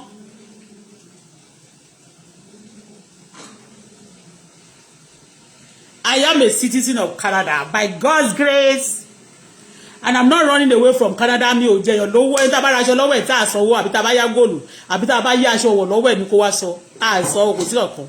Tá bá ní wọ́n sọ pé ká sanwó padà, wọ́n fẹ́ fi ṣèkà fún wa ní owó tí wọ́n fún wọn ní United Nations tó náà fún wọn yẹn, everybody ni wọ́n ń fún, but when they want to torture you, the people that are more than you, the senior ones, I don't know, you know, they will punish, they can punish you in any way. It's a punishment. And don't forget, again, let me tell you this. I don't want to forget this. I remember now. There was a time in Nigeria, they said, Iyabo Ojo is owing Lagos State. And I put my mouth, you understand me? Because me, then I was supporting the people, you know, it's a politics thing. I support the governor of Lagos State then. And I just stop. Do you understand? Some people are here in the system. They are supporting some party and some people in Nigeria. Even pastors are part of it. The politicians are part of it. I'm just telling you that I don't know the people. I know them. When I mention Iyabo death, do you know what happened?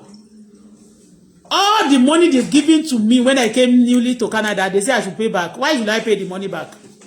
The money given to my daughter, they know that even on this media, the father of my baby, they killed the father of my baby. Also, knowing that the father of the baby is not even more alive, they should not be torturing the baby. But because of some terrible politicians, crazy people also, they are angry. Now, life is not easy for them again. Is life easy for anybody? Somebody that is a citizen of Canada here, he said this person have been owing for the past 10, I mean, how many years ago? Both of it, example ni. Some 2 years, some 3 years. Ni wọ́n ti jẹ owó lé wọ́n máa ní kó máa san díẹ̀. Citizen of Canada. It's not a kò ṣe pé wọ́n gbé wọn wá citizen òyìnbó.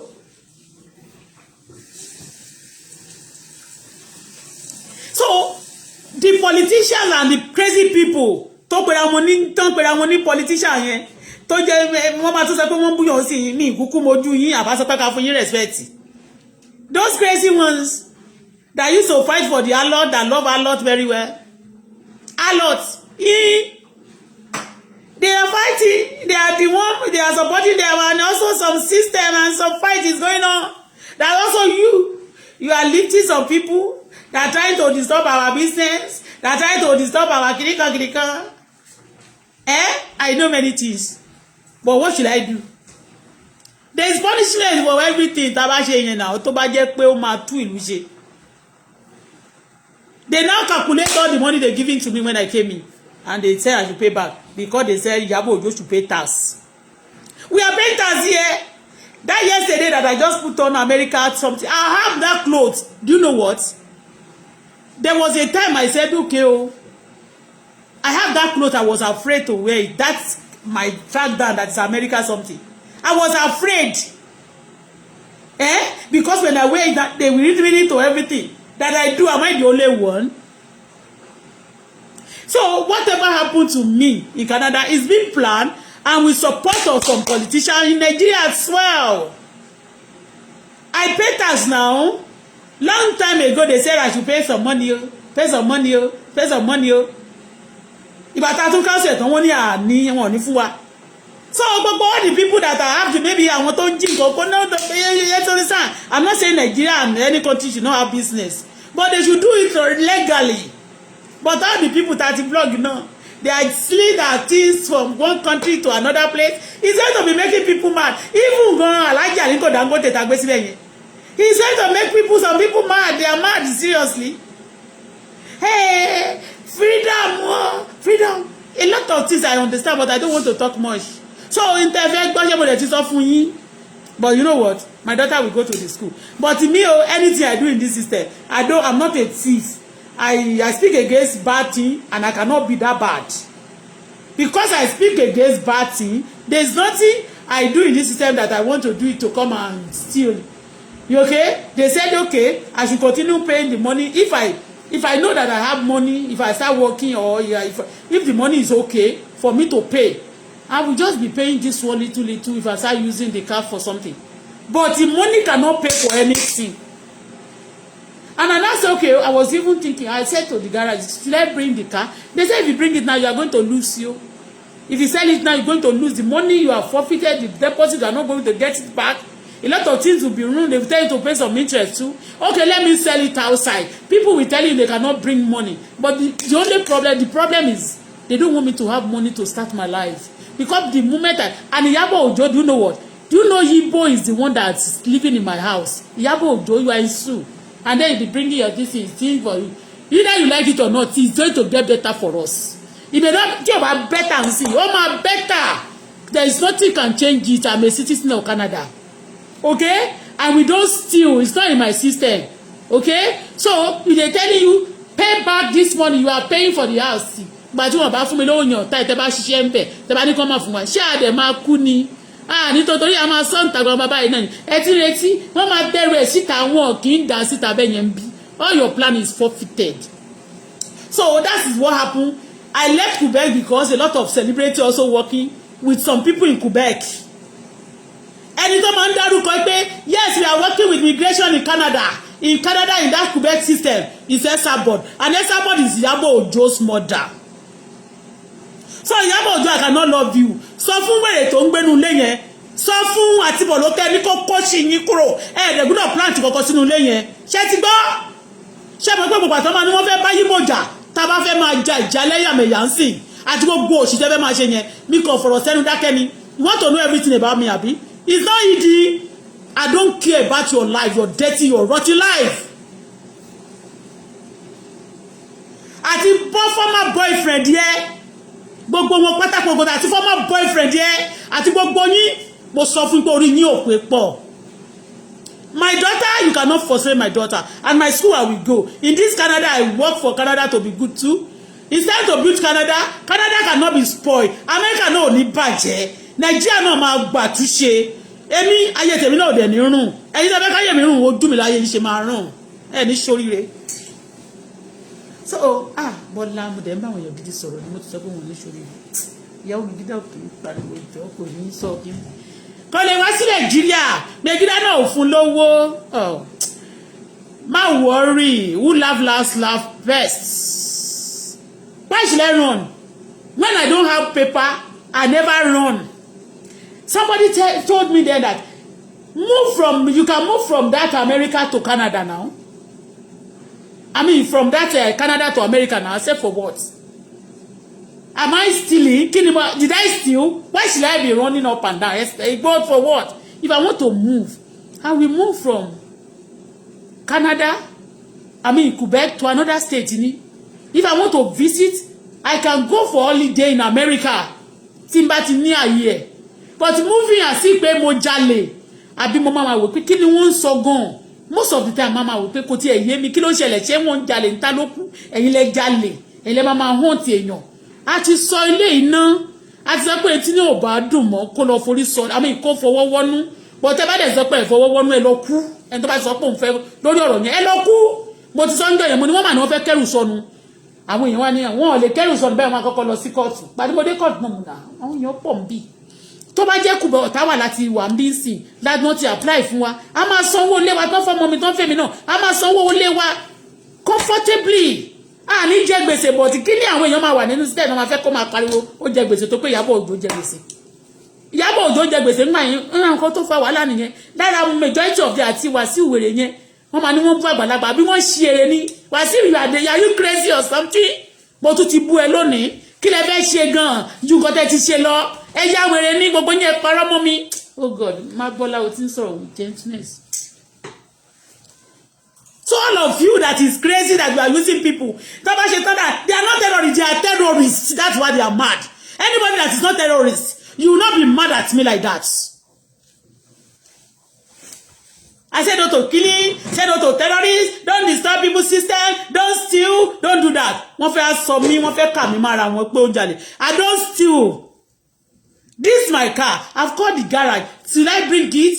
They said the money, the amount they're calling for me. Definitely I'll still be paying. Why should I give money, give back car? Tí mo rà tí ó ti pé ọdún kan. Tí ó ti pé mi ò lọ fọ́ṣù mẹ́fà ńsìn. Car mi ó ń ṣe gbádùn bẹ́ẹ̀ ni. Láti 3 months mo fẹ́ ṣe upa. Wọ́n ò jẹ́ kí n ṣe, wọ́n dì mú ni. Gbogbo yẹn kò máa ṣe. A máa bá máa kẹ́. Ó kárí lọ ayé yín go ro sí. Ìyábọ̀ Òjó sọ fẹ́ni tó bá ń bẹ̀ yẹn kó kúrò ńbẹ̀.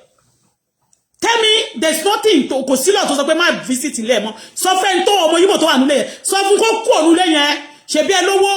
Give all your people, give them money. Ṣe bá ọmọ Yíbò kan ní Nàìjíríà, Emefiele, ṣe bá ológo gbogbo wọn Nàìjíríà àti tó fi á gbogbo lóyìnbó. Tẹ́ná tí gbogbo yín ṣe tó lówó. Gbogbo ọmọ Yíbò ẹ fi ilé tó dára. Ẹ fún wọn kó máa gbé kó sí lọ. I don't want to get angry. That's why when I'm angry, I used to be quiet. Okay? Kò sẹ́ni tó lè pààyàn tó máa jẹ́, ó jẹ́ wọlé o. But no, about me kilo jalè ni. If they give money to my daughter, if they give, I want whatever belongs to my daughter, I will pay the house comfortably. Why do you want me to go and steal to be paying rent? I cannot, I don't have it. I told them, I'll be, but yeti ma ti jẹ sílẹ̀ yẹn, mama so díẹ̀. But Canada, I love Canada and God bless Canada. Kò ní bàjẹ́ fún Canada. I'm parcel of Canada. Kò sẹ́ni tó lè lé mi bí, ẹni bá lọ máa lé mi ọ̀run máa gbé ẹ, ilẹ̀ máa gbé mi. Bẹ́ẹ̀ ni. Me ò sá lọ because bá mi jẹ́ máa sá lọ. It's a boost. It's a privilege. It's a grace for me. Tí n bá lọ Nàìjíríà mo ń lọ second home mi. I'm going to Canada as a citizen of Canada. It's until you. Ìyábọ̀ Òjó tell me. Ìlú wo ni citizen wo ló jẹ́? Citizen wo ló jẹ́? Ìyábọ̀ mi ìfẹ́ dárúkọ tó máa ń feel important tó ṣí eré ní. Mi ò fẹ́ máa jẹ́ kó feel important torí ó kéré gan sí nọ́mbà yẹn. Ó yá wèrè ní. Me if I feel important gbogbo wèrè yín ẹ̀yin party wèrè kan go and face yourself. I'm not a politician abori pé mi ò do politician rí. Tí politician kan bá sọ pé ó fẹ́ bá mi ò do politician rí. Mi ò ṣe gbogbo òṣì wọn yẹn. I don't want to mention your name. Think I'm afraid of you. I'm not afraid of you. Kẹ́ kó ṣì orí burúkú lọ wá sí àyè olè àgbàyà olórí burúkú ma ní kò lọ́wọ́ owó tẹ́ gbà lọ́wọ́ mi kẹ́ dá fún mi. Ẹ̀dá fún mi torí ẹ̀ ni you are working for me not to even visit Nigeria again.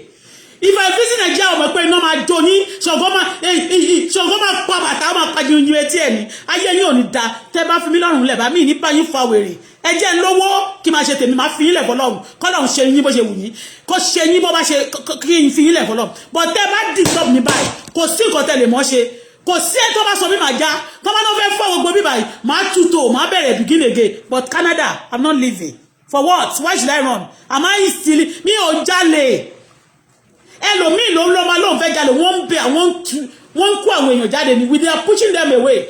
Tell them to go to their country. They are not pushing me away.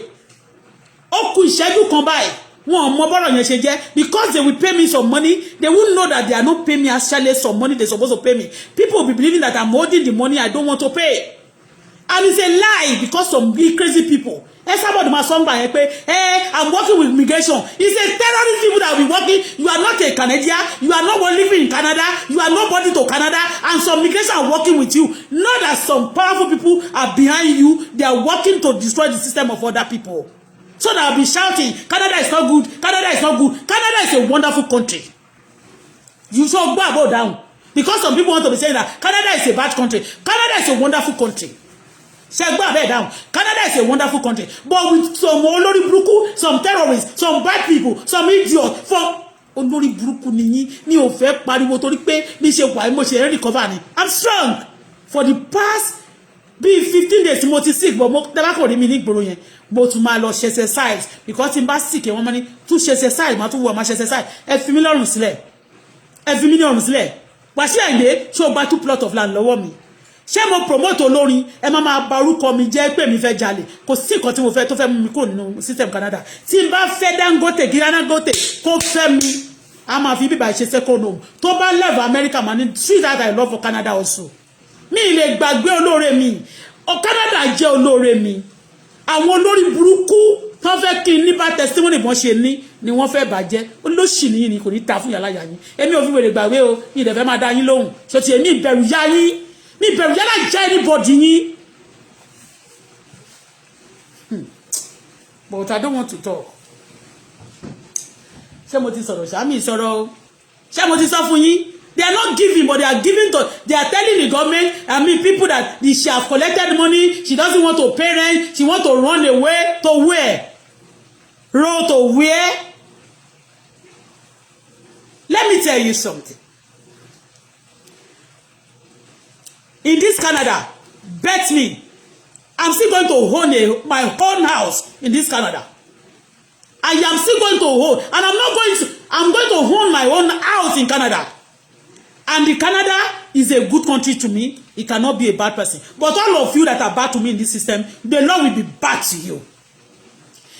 All of you that wanted to change my testimony, for me to be saying that Canada is good. We have millions of Nigeria running. They want to have a visa of Canada every day. Olórí burúkú. Ṣé Ìyábọ̀ Òjó gba visa ńjọ́ sí kó wá sí Canada bí?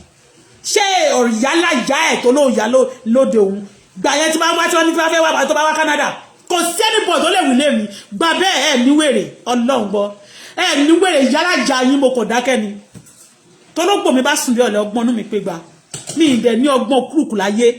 Àwọn èèyàn ló kúrùkù mi. People crook me and never crook people. I've been talking for the past 8 years on this media. Let somebody come out and tell me that I crooked them. Apart from the people, the crazy people, the wicked people you are using in the system to fight, just to tarnish me, to hold me, so that life can be difficult for me and my daughter, so I'll be living in debt. Go and bring it because Ìyábọ̀ Òjó refused to pay tax. Ask them in the system I pay tax. This year, I don't have a law. They're supposed to have given me something because yesterday I put on America flag trouser that I don't even see anything. Like I said, they reassess me. You don't qualify for anything. They are not going to give you money. If they are not giving me money because you are working, some people are commanding you. Let me have freedom. Let me have money to work. So don't hold me down and tell me that she doesn't want to work. She's owing people. She's this and that because you are supporting some idiot. Because I say no to killing and terrorism. Why do you want to die because of that? I hate bad things. I hate things that are not. That's my own belief. I'm not saying anybody should believe it. But you cannot change my belief. I cannot change your belief. But at the same time, because I said something that I'm not even mentioning your name, you want to die because of that? Oh my kuko jiji náà ni tó bá fún mi lọ́rùn lẹ̀. Kí ló dé? Tí ọmọ kan kí tó bá mẹ́yẹ̀ wọ ọmọ dínà tó ń gbénu lé yẹn jáde kúrò ní ara mi. Ọmọ Ìyábọ̀ Òjó tó ń gbénu lé tó ń gbénu duplex Ìyábọ̀ Òjó ẹ jáde kúrò nílé mi. If I live in Canada, a lot of people travel December, they go for months, they will come back. Why do you want me to remain? Because you want to possess people's things. Kò ní dá fún yín. Kò ní dá fún liberty olórí burúkú tó ń jalè. tó sori burúkú tí ò lè san tax ẹ máa wọ China káàkiri ní ta fún yín ni because that day they said you didn't pay tax they said you are owing. Go and check my book to date. I pay tax. Anytime I gbé mọ́tò lọ Nigeria, they will remove the tax. Gbogbo nǹkan tó máa gbà náà máa ti gbà láti bẹ̀yẹn. I book my paper. Check me in Dubai. Check me anywhere I go. Ní South Africa. Go and check me. Lọ bèrè mi bóyá orí crime lọ́wọ́ mi kò sí. You are just spoiling me. Ogun mọ́tò ló máa pa gbogbo yín. Ní sóríire. Òfò lómi ẹ̀fọ́ máa ṣe wọn. Ẹ máa ṣe òfò last. I don't want to be angry. That's why I keep quiet. And she want to run to where? I will go to Nigeria. Ma lọ fẹsẹ̀ palẹ̀. Ma bá yín ta aṣọ ẹyọ kọ̀ọ̀kan. Lẹ́yìn kọ̀ọ̀kan. I mean, come to Nigeria. Just come there. Tí n bá mú owó dání. Wọ́n máa sọ fún mi kí wọ́n máa join eléré. Wọ́n ní kí wọ́n lọ máa ṣọmọ ọ̀dọ̀ yín. Ẹ ní ṣoríire. Ẹ ní ṣoríire. Tí ẹ bá jẹ́ kórìí mi gbóná. Case tí mo sọ pé mo fẹ́ pa tì máa padà bẹ̀rẹ̀ ẹni.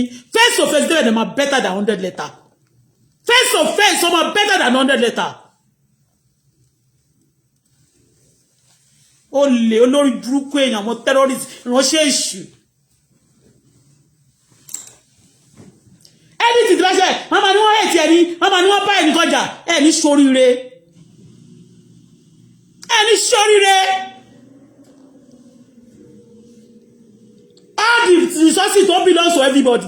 All of you tó bá ti wá pín tó pín fún yín ẹ máa rẹ pé ẹ máa lọ kiri. Ó ní supporter bóyá ló mọ̀. Wo ogun ọ̀run àwọn ìlú Canada igan. Gbogbo the whole of Canada. Let me tell you, few of you that criminal, no hate me. They love me. Ọjọ́ ta lọ court yẹn ni mo mọ̀. They love me and God bless Canada. God bless America. All their differences, the law will help them to solve it. God bless my country, Nigeria. I want peace for the country, for the whole world, for my people, especially places I've lived, and that belongs to me, that I easily go. Peace will reign there. The wicked will be slaughtered. The wicked will be slain. I don't want to be angry. You see, that's why this day I don't want to come on social media. Everything, even this story, when they cancelled my daughter, the money they're supposed to pay my daughter for the school, and now they are telling my daughter to they give him admission to my daughter, everything, want to perfect everything, just and they now cancel the school fees. Owó tá ìmá sọ padà bọ̀ mú ọ̀kan fẹ́ ká ní owó kọ̀ọ̀kan so that Ìyábọ̀ Òjó mo ti sọ fún I've mentioned that person in my house should get out of the house. They want me not to be able to come to Nigeria so that the person living in my house will be boasting, the celebrity will be saying that they are the owner of the house. Ìyábọ̀ Òjó rented, we will rent an apartment and they will be saying that they bought it.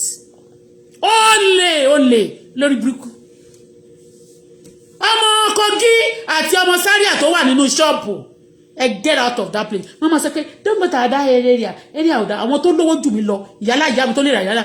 Kí lorúkọ Aunty Rotes, Mommy Rotes. Tó jẹ́ ìyá ẹlẹ́gbẹ̀ẹ́ ta ló tó bá láṣẹ. Ó ní owó bàjẹ́, ó ní access ó ní ọjà oríṣiríṣi. Ìkọ̀tún ló kọ́lé sí ló ń gbé ni màmá yẹn ń gbé. Ní ṣoríire, olórí burúkú oní fake life, aláyé bàjẹ́. Kán tó wí kán tó bọ̀, a máa fẹ́ kí n máa pọ́n lé, ẹ ṣé o, òun make owó. You don't update yourself that you make money on social media. You want to know everything about me. Did I know? I don't care about you. Koshila. Olè. Àwọn aláṣẹ́wó láyé bàjẹ́. They want to use me. Just stay there. Just stay there. The government want to pa ẹ́. Tó bá fẹ́ pa èèyàn. Tí ìjọba Nàìjíríà máa pa èèyàn. Ìyábọ̀ Òjó yẹ kán ti pa Dino. Kán pa gbogbo yín. Kán pa yín. Ẹ̀yin kí ni mo ṣe tí wọ́n fẹ́ pa mí? Ẹni ṣoríire olórí burúkú kán ti pa Wàsíù àní kán bá wà pa kán pẹ̀mí sí kán pín ìbẹ̀rù anybody yín kán pa gbogbo yín ẹ ṣe èrè ní. Thank God to Nigeria. How can I elude the country that protected me when I needed them? And now America that I love so much. Ìlú kan tí mo tún love tí mi ò lè gbàgbé láyé. Australia mi ìdẹ̀ tí visit ibẹ̀ rí. Now you now telling me leave Canada to do what?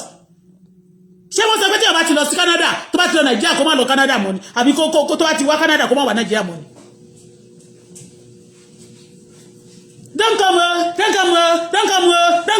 That's why all of you are working, spending money for me not to come so that ayé yín máa bàjẹ́ ẹ ti mọ̀ pé bóyá tí bá ti ẹ̀dẹ́ Nàìjíríà o àwọn tó fẹ́ wò tẹ́lẹ̀tẹ́lẹ̀ game tó ń fẹ́ ta jẹ́ kí sọ fún yín tẹ́mi tell you the game there's some game but I don't want to tell you I know the game the reason why you want me to be here ẹ fẹ́ kó máa àwọn tó bá ń bá èmi jà tó bá bẹ́ yín jà Nàìjíríà wọ́n máa bẹ́ mi fa wèrè ń bí wọ́n ò dẹ̀ bá mi jà lórí right wọ́n ń bá mi jà wrongly ni ìwọ ṣó san tax ẹ to date ni ò jẹ tax Alhaji Aliko Dangote Megida náà kò jẹ tax ó ní ìyà tó ń jẹ mí náà lórí Aliko Dangote kò dẹ̀ sí nǹkan tó máa ṣẹlẹ̀ torí èèyàn lèèyàn ṣe máa ń jẹ ìyà ó ti yé yín bọ̀ mi ìdẹ̀ ní jẹ̀yà gbé mi ṣe jẹ̀yà gbé kò ní dá fún yín ìdáná ń ṣe fún mi gan kò ṣe fún yín ìyálàjẹ ẹlòmíì nínú yín wọ́n ló wá bíbà kò tí ì gba residency wọ́n ló ti lo 20 years bí ó ṣe ẹ̀gbá of recent ni oore ọ̀fẹ́ wà lórí mi I carry grace tí n bá sọ ọmọ wá sí ìmúṣẹ wọ́n máa fẹ́ kí n máa gbé ẹ sókè kí ni wọ́n máa sọ pé ọmọ ọlọ́mọ wọ́n pa ọmọ ọlọ́mọ Nàìjíríà ẹ̀yin máa di wọ́n máa bùràgà bọ́mọ tiẹ̀ wọ́n dẹ̀ pa ọmọ ọlọ́mọ ẹ kò dẹ̀ sí nǹkan burúkú tó ń sọ tọ́wọ́ ò ní sí mbẹ̀ ẹ ya wèrè ni ẹ ní sọ́ríre mẹ́ẹ́n gbogbo ẹni bá tún disturb mi wo jọ kí ni táìmù sọ ṣé ráìsì ti jiná tó mi fẹ́ jẹun 6 o'clock bí ṣe wà kò tí gbẹ náà you know what you do you don't put soup on the rice àti ẹni dòdò gan àní dòdò ó ti jẹ́ kí n tún pariwo sí fún mi lómi kí n mu mi fi lẹ́mu omi tó wọ̀mù ẹ̀ ṣá omi tó wọ̀mù má fún mi ní cold water. She went to run o mo ti sọ ti bá yéèyàn tó máa ra mọ́tò mi ò kàn fẹ́ gbé mọ́tò fún yàn kán sọ ní owó kélekèle kán wá ṣe tán kán máa ṣe pé ó nídìí owó kán máa fún lọ́rùn kán máa fẹ́ bà nǹkan ẹ̀jẹ̀ ẹ̀ lè mú mi bẹ́ẹ̀ yẹn mọ́ wà láìtàláì ó lè mú mi bẹ́ẹ̀ yẹn mọ́ ó ti di àfẹ́yìn tẹ̀gùn fiṣọ God bless my country Nigeria God bless you God bless Canada for me God bless America the unity will come back all of you tender gbogbo kọrú ayé yín ò ní dáa. Ó máa fi ọbẹ̀ mi sọ́tọ̀ ni pọ̀nmọ́ là ń kówó jẹ́ ń sìn pọ̀nmọ́ wọn ju ẹran lọ yes pọ̀nmọ́ ni ó máa fún mi ní 2 pọ̀nmọ́ tó tóbi pọ̀nmọ́ Nàìjíríà ó wọ́n jẹ ẹran lọ ń bí torí mi ò fẹ́ máa jẹun sí oúnjẹ alẹ́ mo fẹ́ jẹ mi fẹ́ jẹun sí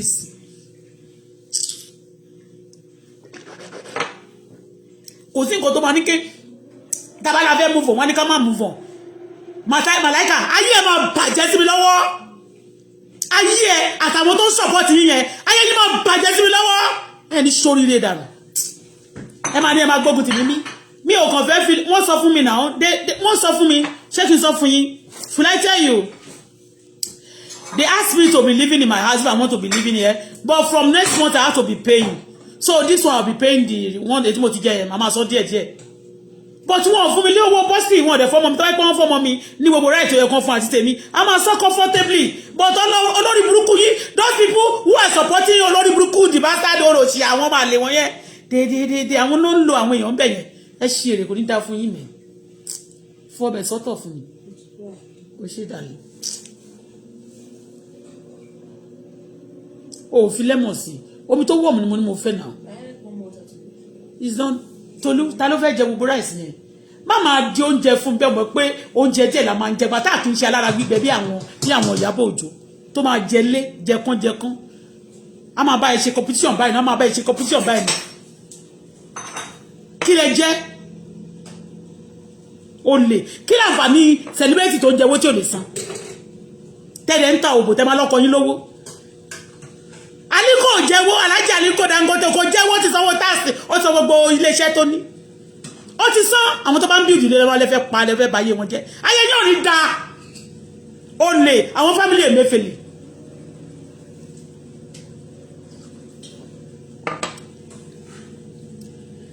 ìkìlẹ̀ bolo fún mi ṣíkì wo ló fún mi yẹn okay goat meat ló fún mi ni má fún mi lápá ṣé o fẹ́ ṣẹ́ẹ̀sì ní ògúnfẹ́ nìyẹn you think I dey fear you ni I'm not afraid of you even your husband tó ti ṣe fraud tí ṣó sọ táàsì àní kò sọ táàsì bọ́lá náà mo ti sọ táàsì ní wọ́n ní dáwọ́ kọ̀ọ̀kan padà fún mi wọ́n yẹ kán fún mi lówó bọ̀tẹ́ kan wọ́n kàn fẹ́ ṣó mọ́sù pé aṣó ẹ̀ náà ni aṣó ẹ̀ ṣé wọ́n ló máa sọ pé kán má kó kọ̀ọ̀kan jáde wọ́n má ṣe kiri kan aṣọ ẹ̀ náà ni kò sí problem mo mọ gbogbo ẹ̀ gbogbo bó ṣe lọ mo lóye mi mo sọ tá gbogbo ìwé mi mo book to date.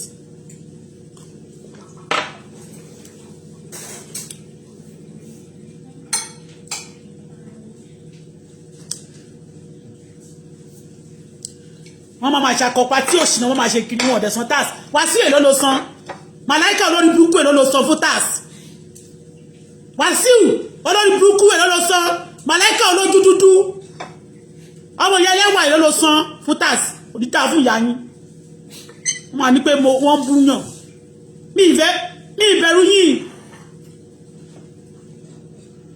azem owó ilé wọn ti san ẹ̀yìn iṣẹ́ owó ilé ẹ̀ sọ nígbà yẹn ọmọ yẹn tí mo sọ I don't want to talk fún mi ní fork ẹ wá dúró rice ọmọ mi fún mi ẹ wọ bẹ̀ tó fún mi ṣó fún mi ní pọ̀mọ́ méjì ṣé rice yẹn máa tó ẹ Tolú ó ṣì kù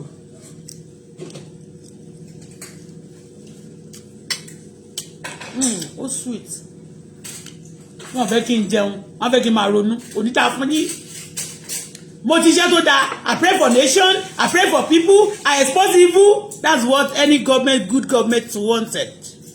God bless Ottawa for me. God bless Canada as a whole. God bless America. God bless Nigeria.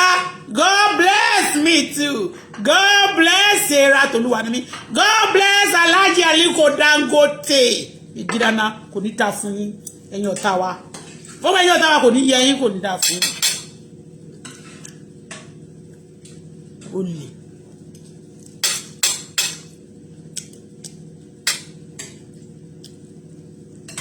Ìyábọ̀ Òjó kó sì dànù.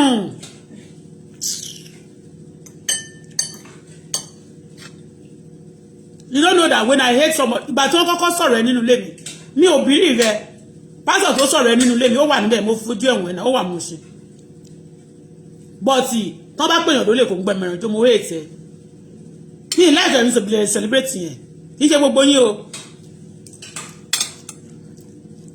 I don't like you. Nigeria celebrate mo ń sọ̀rọ̀ you are evil ẹ̀yin mèrè ẹ̀yin àjẹ́ ẹ̀yin ìkà burúkú abayalaye jẹ́ ẹ̀yin tèmi ò ṣe bàjẹ́ o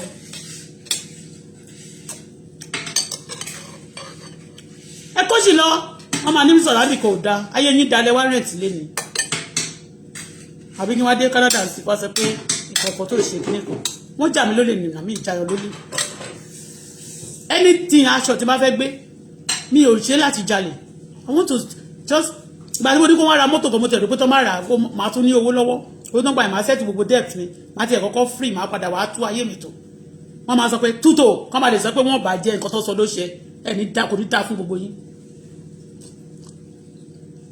yín tí mo ti ṣe tòótọ́ ọ̀rọ̀ tó jẹ́ pé mo ṣe blogging láti support láti ṣe tòótọ́ tẹ wá bínú tó torí ẹ̀ tẹ wá ń bá mi jà ọdún máa bá yín jà ẹlẹ́dàá máa bá yín jà àwọn òkú ọ̀run máa bá yín jà àwọn tó wà láyé tó dára máa bá yín jà àwọn abiyamọ tòótọ́ máa bá yín jà ọlọ́run máa bá yín jà ilẹ̀ máa bá yín jà ọ̀sán máa bá yín jà òru máa bá yín jà gbogbo ẹ̀yìn ìkàyẹ ẹni sóríire mẹ́ mọ̀mọ́ ìṣẹ́ ti rí báyìí ẹ pé mọ̀mọ́ yìí ẹ ti ó nice kì í ṣọwọ́ nàìjíríà mo ti rí eléyìí ètò máa ń rà lọ́wọ́ woman yẹn kò tíìk eléyìí mo máa ń láìpẹ́ ó máa ká ẹ bó ṣe rí báyìí ó wọ́n bàjẹ́ ẹyọ kọ̀ọ̀kan $5 ni ẹyọ kọ̀ọ̀kan $5 ẹyọ kọ̀ọ̀kan $5 torí ti máa ra ní $30 yẹn ó lè jẹ́ mẹ́fà ló wà bẹ́ẹ̀ gbà míì márùn so máa gé sí méjì iṣẹ́ ti rí bẹ́ẹ̀ yẹn ṣe rí gbówó ni irú eléyìí sí 3,000 ló máa jẹ́ bí ní owó tá a bá fẹ́ rà Nàìjíríà àmì ní owó Nàìjíríà ti bá calculate ẹ̀ sí 3,000 bá wà bí 4,000 kò mọ ẹyọ kan ó mọ ju chicken lọ chicken tí bá ra chicken mẹ́ta $15 ni that hard chicken $15 tẹ́lẹ̀tẹ́lẹ̀ gan $3 ni wọ́n ń tà bọ̀ tí sì ó ti di $15 àbí $16 mẹ́ta ẹ̀ àdè lè jẹ mẹ́ta yẹn tán mí lè ẹyọ kankan tá a bá ṣe a máa jẹ for some days bọ̀pọ̀ mọ́ yẹn pọ̀mọ́ páàkì kan ó máa ra chicken mẹ́fà ara chicken mẹ́fà ẹ má bínú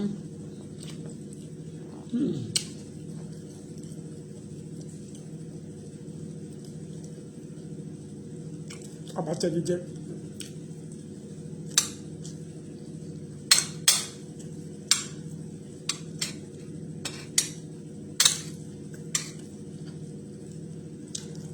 Èèyàn máa ń travel tó bá ní ìwé Canada o lè travel 1 month kó lọ kó padà o lè travel 2 months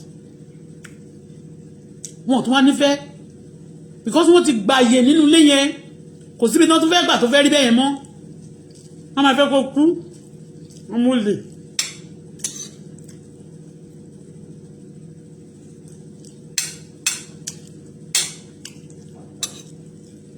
ẹ kó sì lọ o I'm not afraid of you.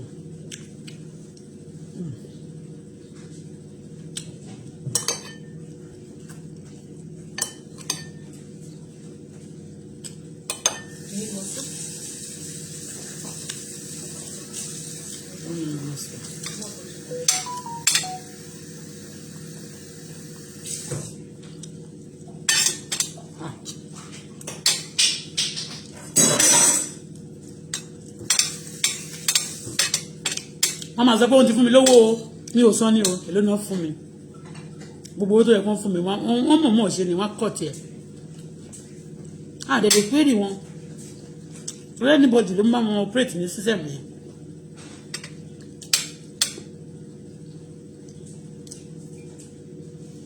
One day here before I got my bọ́lá oúnjẹ wọn ẹ má bínú.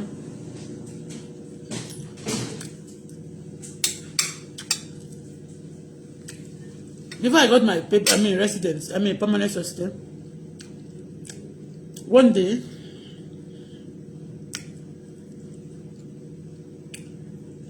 immigration officer, I called, they said I should submit some documents, which I did.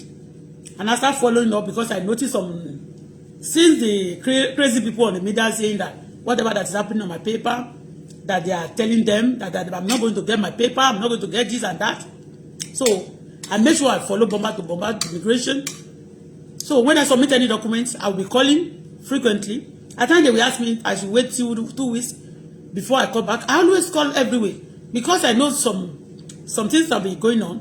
Because they are giving me updating. They are not working as immigration. They are not even in Canada. And they will be giving information about system of Canada in the immigration system.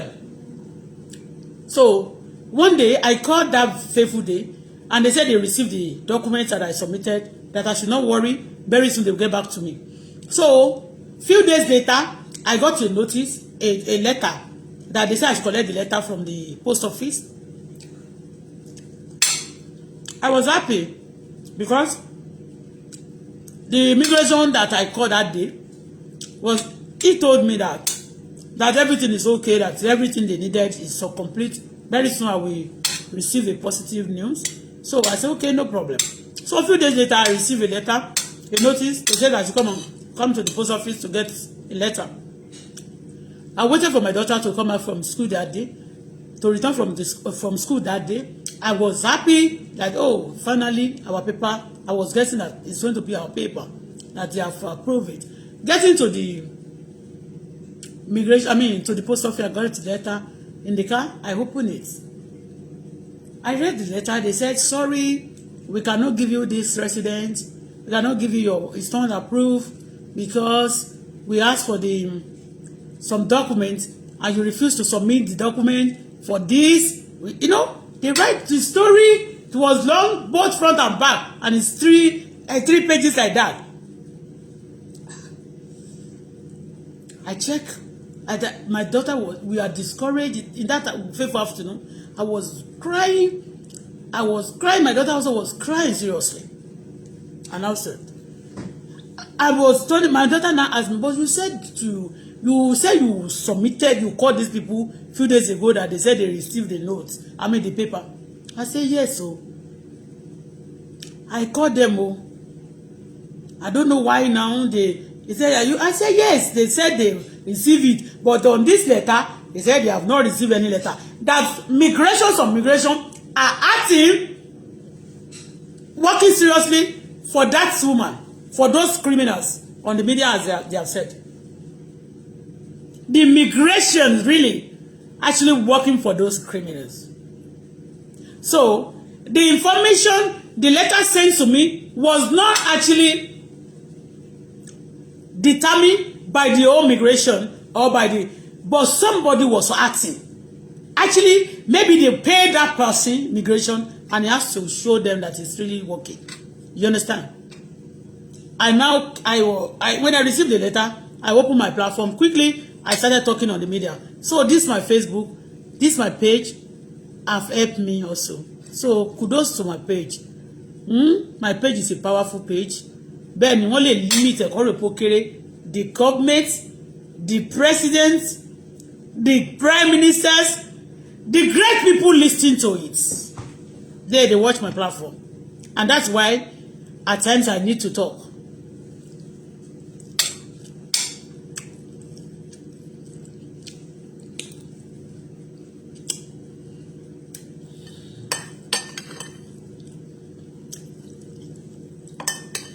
I'm not on the media. I open my platform and I start talking, explain you.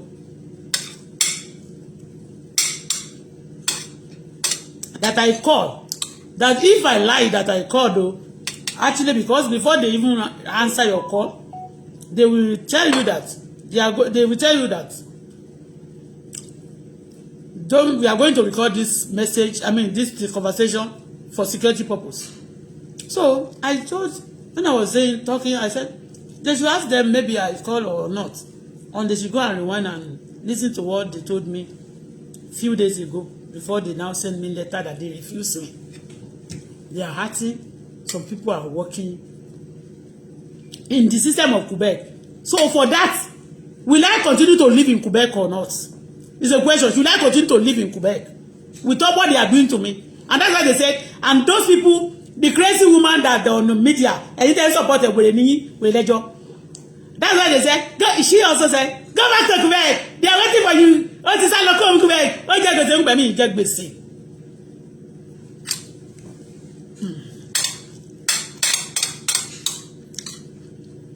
Me jẹ gbèsè, mi já olè, mi dẹ̀ yá góòlù, mi yá ṣọwọ́, mi kò pampers wọn níbi náà lórí ṣiṣẹ́.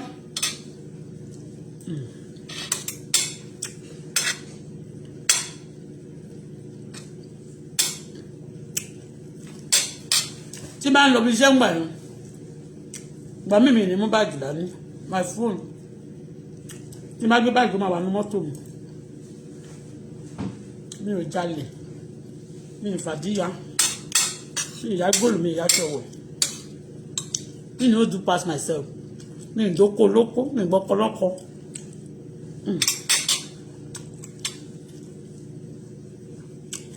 Mi ò sí gúrùpù yín.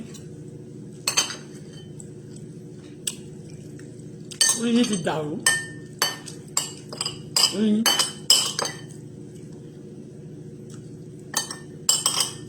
A fẹ́ kí n máa gbé ọmọdọ́mọ sókè, ọmọ tán ló pa èèyàn, kí n máa sọ pé kò pa èèyàn, kán bá lè máa rọ́bìṣì mi mọ́, olórí burúkú Ìyábọ̀, oníṣòríire, láyé bàjẹ́ ló pé mi mọ sísítẹ̀mù ẹ̀ ló ṣe ọmọ.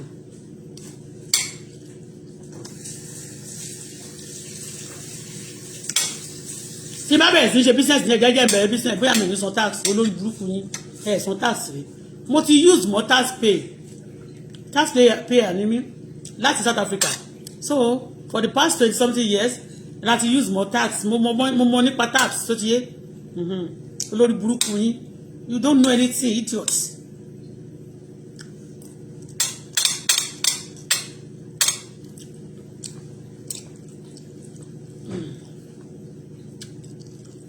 Torí mi ìfẹ́ ṣí kí yóò ti rọ̀ jù.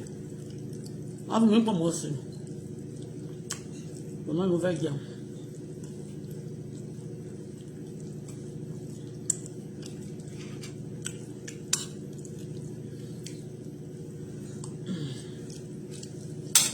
I'm not saying yeah, usually criminal tó ṣe bí complainer. Ayé yín àbàjẹ́ sùn.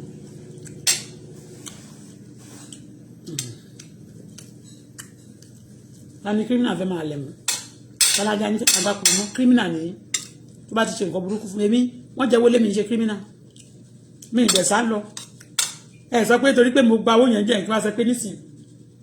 Ìgbà sáré kí mo fẹ́ sá fún. ní owó tó jẹ́ pé eventually o lè máa sọ díẹ̀díẹ̀ ayé ẹ̀ máa padà dá wàá tó wá padà rà kí ni máa ṣe pé sálọ fọ́ kí ni orí yín burú àti pásítọ̀ àti bàtà lọ sún táàsì yín already wọ́n ti punish mi bíbà fún yín a máa kúkú tẹnu mọ́rọ̀ yẹn a máa tẹnu mọ́ a ti jẹ gbèsè kó pọ̀ ọjọ́ kan mègídá náà bó ṣe wà yẹn ó lè sanwó yẹn fún mi èló ni mègídá náà lè ra múlé yẹn fún mi mo ní ẹ̀lẹ́sẹ̀ ń sọ pé lè máa gba fẹ́ bá gbogbo relationship jẹ́ èyí tẹ́ máa send attack kó lè bínú kí n lè bínú sí ká lè jà olódùkú ni yín ẹ pé sí lọ.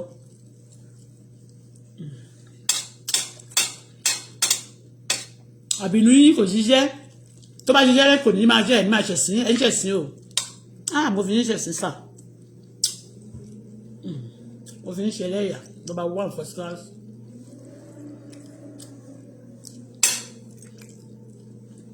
tá bá ti sọ̀rọ̀ ẹ̀mí kó máa wá sí mi tẹ̀ tá bá ṣe pé fún yẹn máa ṣe kẹ́kà máa wá sí mi tẹ̀.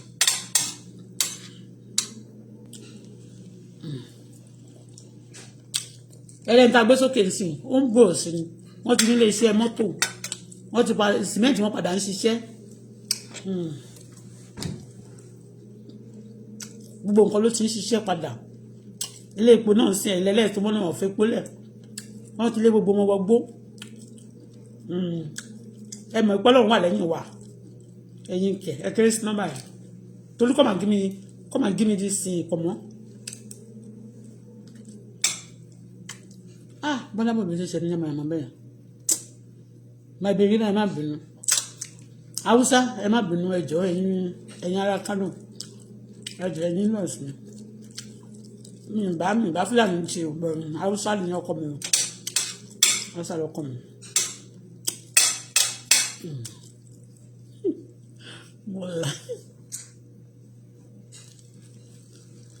yàmà pé mo ti ṣe ọwọ́ báyìí ọlọ́mọ kìlọ̀ fọ́mọ ẹ̀ ní o wọn ò lè máa tọ́jọ́ mi kí ẹ tún máa ṣó mi pé ìwọ ẹ̀fẹ́ sálẹ́sẹ́ ẹ̀ lè sóúnjẹ kọ̀ọ̀kan fún mi ẹ̀pọ̀n yín ó wà lọ́wọ́ mi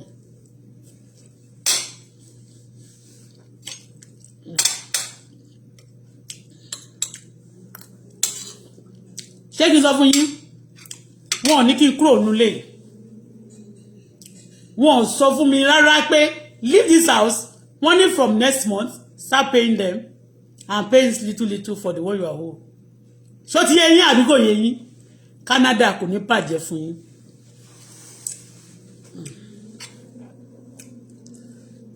wọ́n ti jókòó débi ọmọ tó lọ sí MFM wọ́n ní kó pè mí wọ́n ní kí sáré ra fóònù fóònù kó tó di ọ̀nì kiri kan gbogbo wọn ti lọ ń kọ́ sórí platform mi kó máa pokùnso ẹ̀yin lẹ́ máa pokùnso ìgbà tí mi ń pààyàn ṣé ń mú mi fún mọ́dúrà ni kọ́ọ̀fọ̀ bí wọn rẹ̀ ní mú mi fún mọ́dúrà mi ìpààyàn náà mi ìdẹ̀ jalè mi ìjalè mi ìdẹ̀ ń ṣe mi ṣe fọ́jítìfù wọn wá mi wọn sọ pé wọ́n wá ilé yìí o wọn wá mi àbí so ìwọ ni I need pọ̀mọ́ now I want to give you this meat ṣùgbọ́n I don't want this goat too. Don't want goat. But money can money. I mean, honorable you.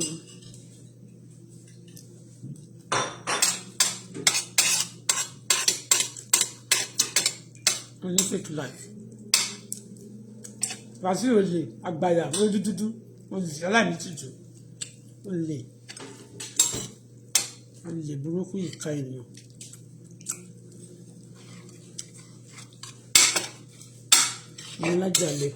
Ajálẹ̀ connection gbé rice kò jẹ́ kí n bá ẹ fi sí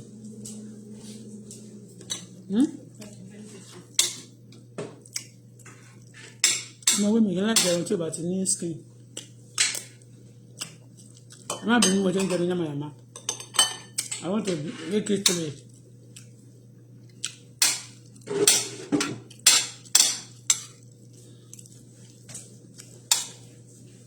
ní system Quebec tẹ̀ ti ajáàkì tó jẹ́ pé àwọn Nàìjíríà ló ń kọ̀ ọmọ màá ní wọ́n ń control ẹ̀ àtàwọn tó wà ní Dublin àwọn tó fi wèrè gbàwé láti Dublin àmọ́ láwọn làwọn ń kọ̀tún ẹ̀ ìyẹn ni mo fẹ́ jókòó tì má kọ̀tún ẹ̀ ìyẹn mo fẹ́ jókòó tì go back to Quebec wọ́n máa sọ pé Quebec yìí go back to Quebec ẹ mọ nǹkan tó ń ṣe fún mi.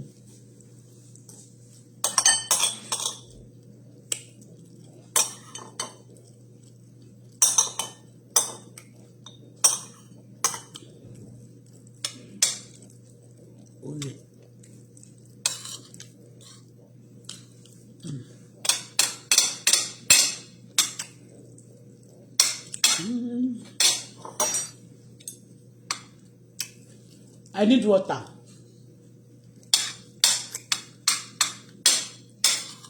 Tolu?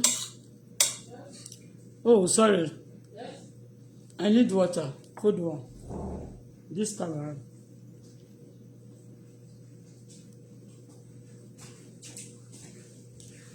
Délé ìlú kò fún mi lómi tó dáa.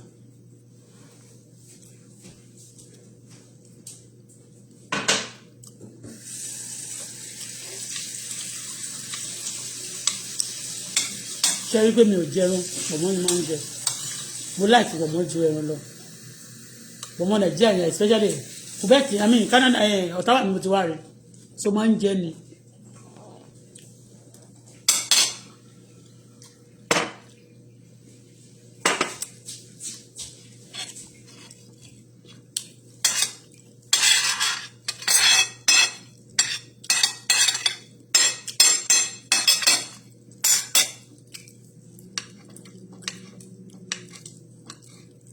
ẹlòmíì máa mi máa tẹ love sí àwọn ọmọ kéékèèké àwọn tó jẹ́ pé àìló gbé jáde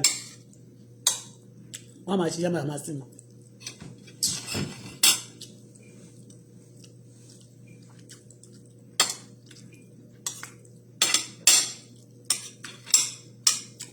Okay, now I don't open anybody, but let me tell you something.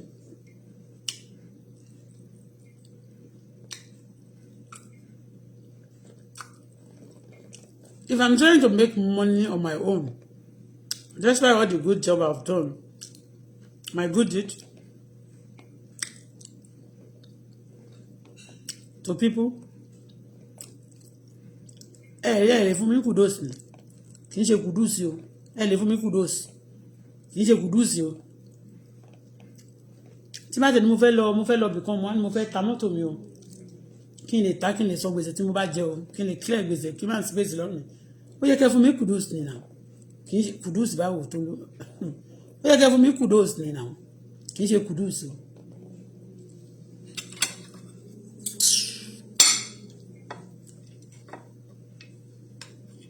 I don't hope on anybody. I just hope in God, believe in myself. Mama gbé kini, why can't you go and work? Why can't you go and work? Ṣé mo sọ pé mi working? So that in future you'll be getting pension. Tọ́ máa fi stress pa mí kó tó di future nǹkan. Ní nǹkan tó ń ṣe yẹn àwọn èèyàn fẹ́ fi system fi stress pa mí ní kó tó di future.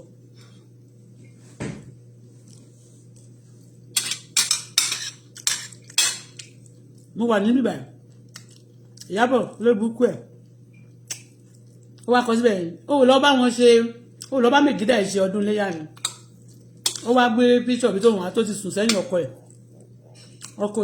yóò ṣe wedding fẹ́ ni aláṣẹwó.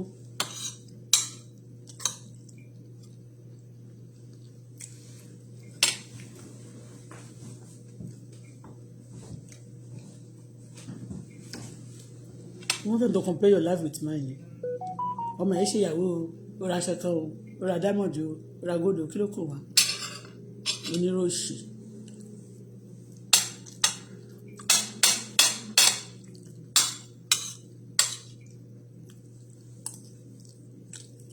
tí wọ́n bá ṣe nǹkan burúkú láwùjọ á máa support wọn á pààyàn olórí burúkú yẹn olórí bíbẹ bí orí awó.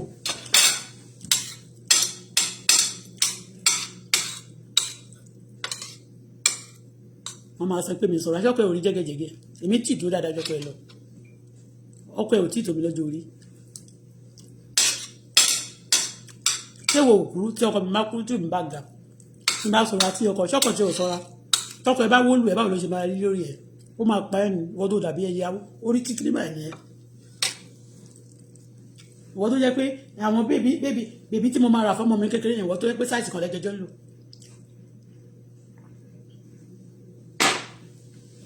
ìyálòde àwọn aláṣẹwó yàwó ìmọ̀sílẹ̀ ni.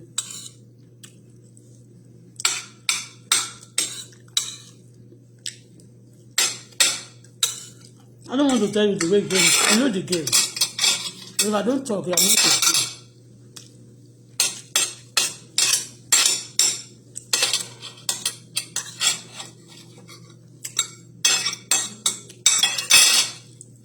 Ilé yóò dùn ó kúrò.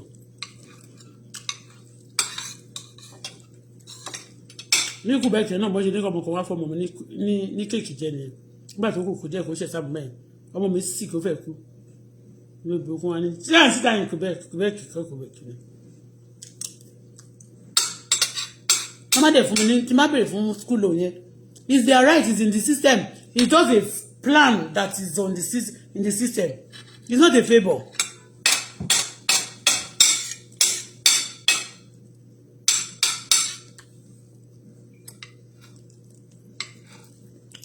Ní wọ́n ṣe fún ọ́dà tí ó ti wúlò fún orílẹ̀-èdè wọ́n máa ń ṣe tó máa fẹ́ ṣe fẹ́ máa ṣe wọ́n ṣe fẹ́ bọ̀ fún mi. nígbà àwọn aláṣẹ́wò kan wọ́n fẹ́ máa bá wọn kò tó ìṣúté bẹ́ẹ̀ ní ṣorí yẹn.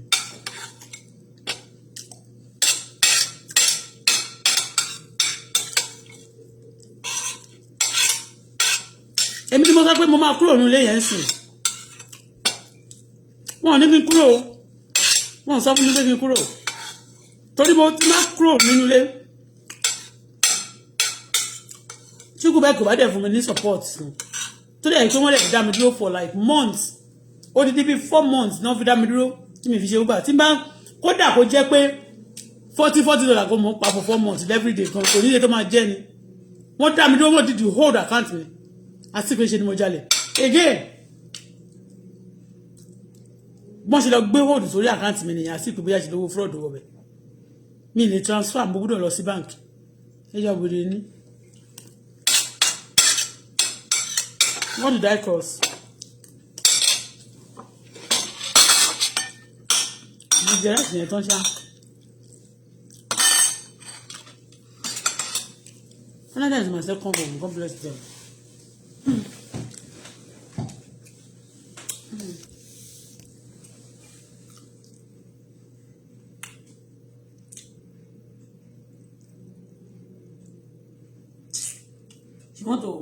We want to run away from Canada. For what? Hey, God.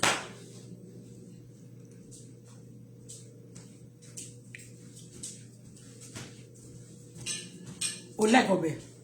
Obe Bobe Seven? You want to put what back? Finish. Oh, the money.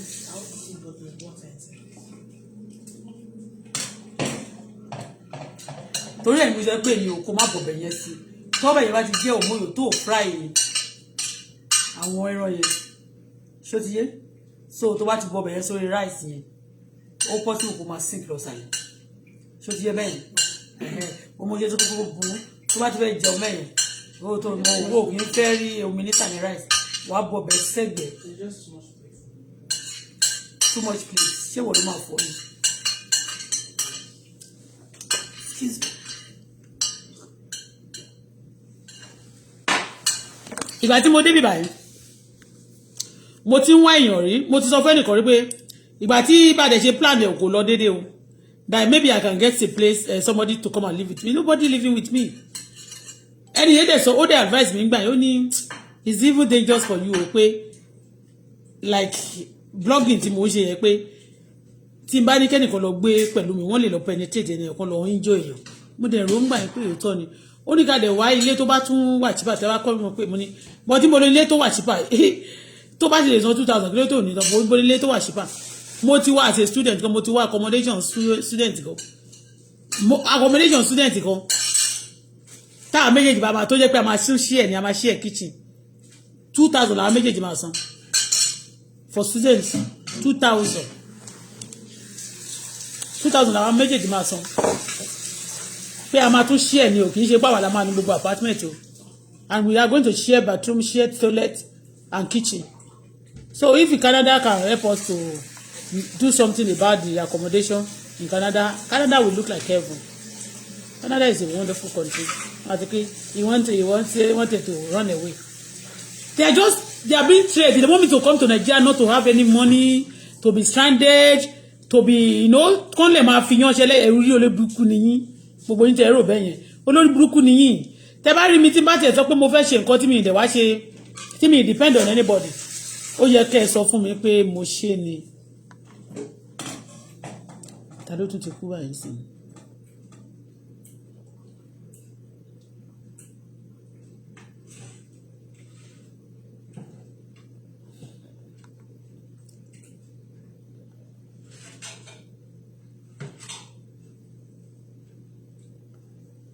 Ta ló tún jẹ́ Ọ̀jẹ̀lábí? Only today I was at the Christian wakekeeping for the Princess Eboluwa Esther Ọ̀jẹ̀lábí, wife of the Lagos State APC chairman, Pastor Cornelia Ọ̀jẹ̀lábí. We pay tribute to a remarkable woman who love and dedicate, touching the life of so many. May the Almighty console those she left behind. Àmín o, ẹ má jẹ́ kú báyìí o.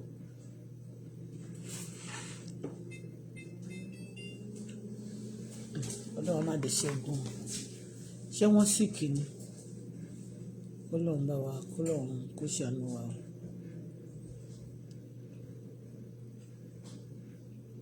Okay, ṣé ẹni ẹni lẹ́yìn?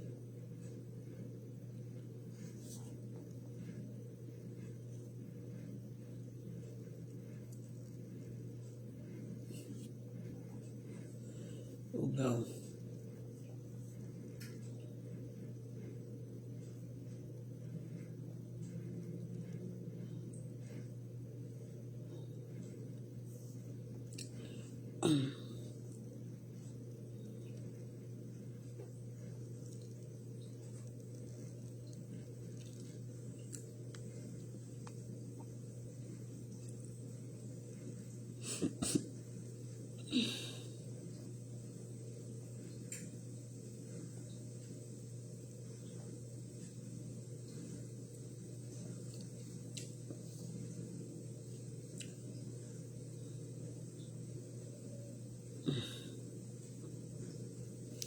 Ó ga o.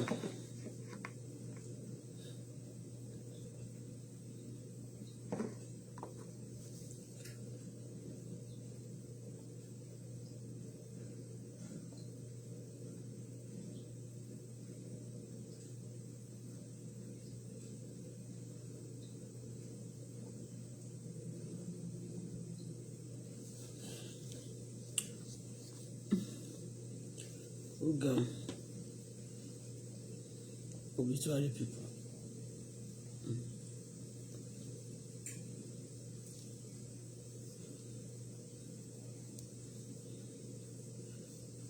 Bẹ́ẹ̀ náà ni wọ́n máa bẹ̀yàn ní Nàìjíríà kó máa tọrọ owó lọ́wọ́ ẹ̀ ẹ̀yà wèrè ni.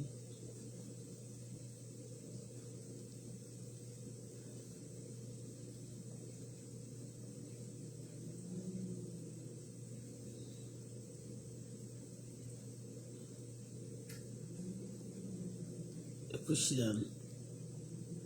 Ẹ kó ṣì dànù. Ẹ kó ṣì dànù. Ẹ kó ṣì lọ.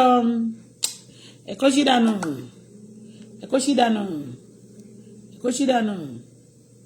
Ẹ kó ṣì dànù.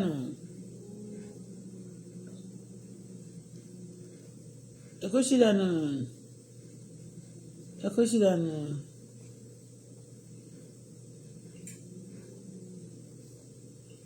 Ẹ kó ṣì dànù. Don't close the book when bad things happen in your life. Just turn the page and begin a new chapter. Ẹ má máa gbọ́ motivator òṣìyẹ ẹ jẹ́ bá mi kó ṣì dànù.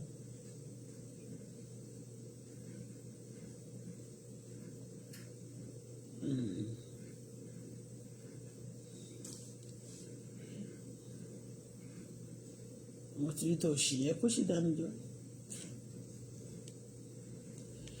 prognose to my fear. Go just face your one and face your friends. Face your one. Face your friends.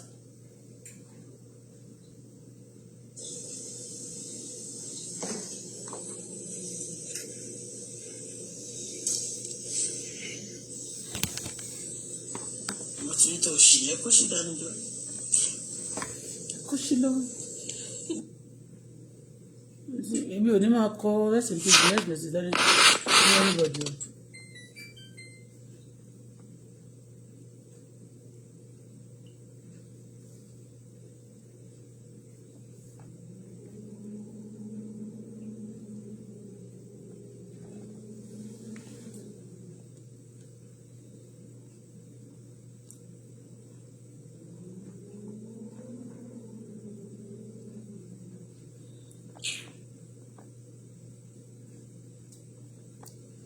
Mi ò ráyè jàre ẹ fèsì ara yín Nàìjíríà ẹni tí ò bá dé tó bọ̀ òun ò ṣe politics ẹ kí ẹ bí ṣe politician mi ní boyfriend politician business person ni mo like business. Mi ò ráyè jàre ẹ fèsì ara yín Nàìjíríà ẹni tí ò bá dé tó bọ̀ mi ṣe politics ẹ jọ ẹ torí Ọlọ́run.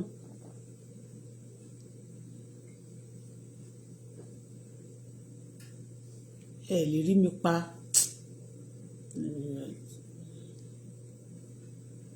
Ẹ lè rí mi pa.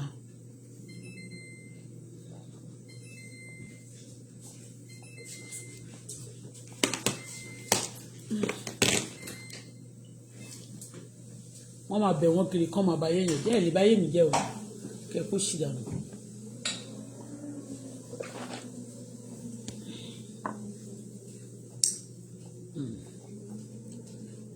Ìyẹn bó ṣe jẹ́ bó ṣe wà nìyẹn wọn ò sọ pé kí n kúrò níbí tí n bá gbé àkáǹtì nọ́mbà mi síbi ìbàdàn tí wọn ò ní fún mi torí gbogbo àwọn tó ń fowó sponsor terrorist tó wà lórí Facebook káàkiri wọn ò ní fún mi ṣùgbọ́n bí wọn ò ní fún mi ṣùgbọ́n wọn máa ṣe pé ó ṣàbà ní ẹ máa ṣe kíríkà kí ló dé ẹkùn ń dẹ́ṣẹ̀ ní ẹkùn ń díra yín lọ́wọ́ ni tẹ́ẹ̀fì nílé débi tẹ́fẹ́ lọ ni you are disturbing me not to go to where God want for me have for me you are blocking yourself not my destiny.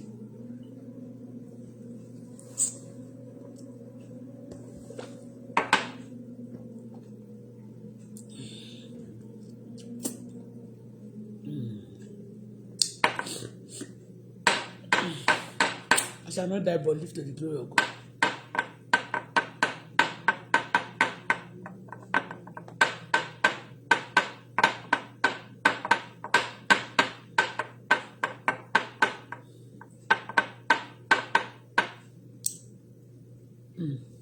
Tí a bá kówó jẹ jù gan ó máa sponsor terror ó máa jalè jù.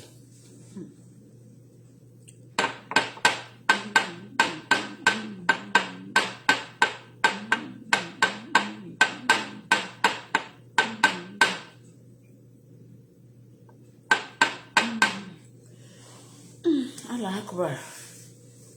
Oh ṣé o. Alhamdulillah Ọlọ́run ó ṣé gan ni Ọlọ́run ẹ ṣé o.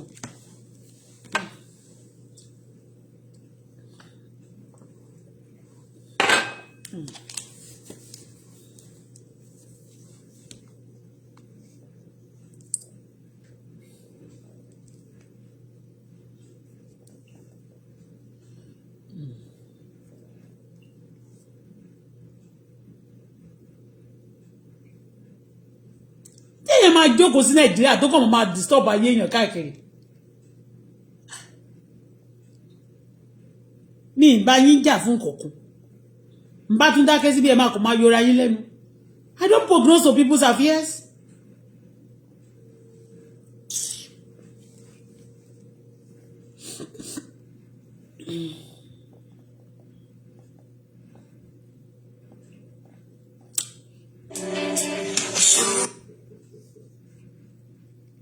Kí ló tún ṣẹlẹ̀ ń bí?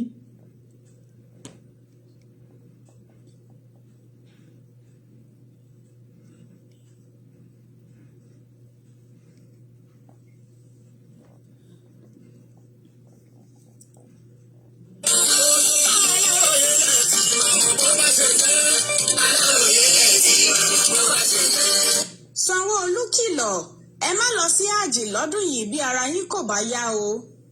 Gómìnà ìpínlẹ̀ Èkó Babájídé Sanwó-Olú ti rọ àwọn ẹlẹ́sìn mùsùlùmí òdodo nípínlẹ̀ Èkó pé kí wọ́n má ṣe lọ sílùú Mecca lórílẹ̀‐èdè Saudi Arabia fún àjì tọdún yìí bí wọ́n bá mọ̀ pé ara àwọn kò yá.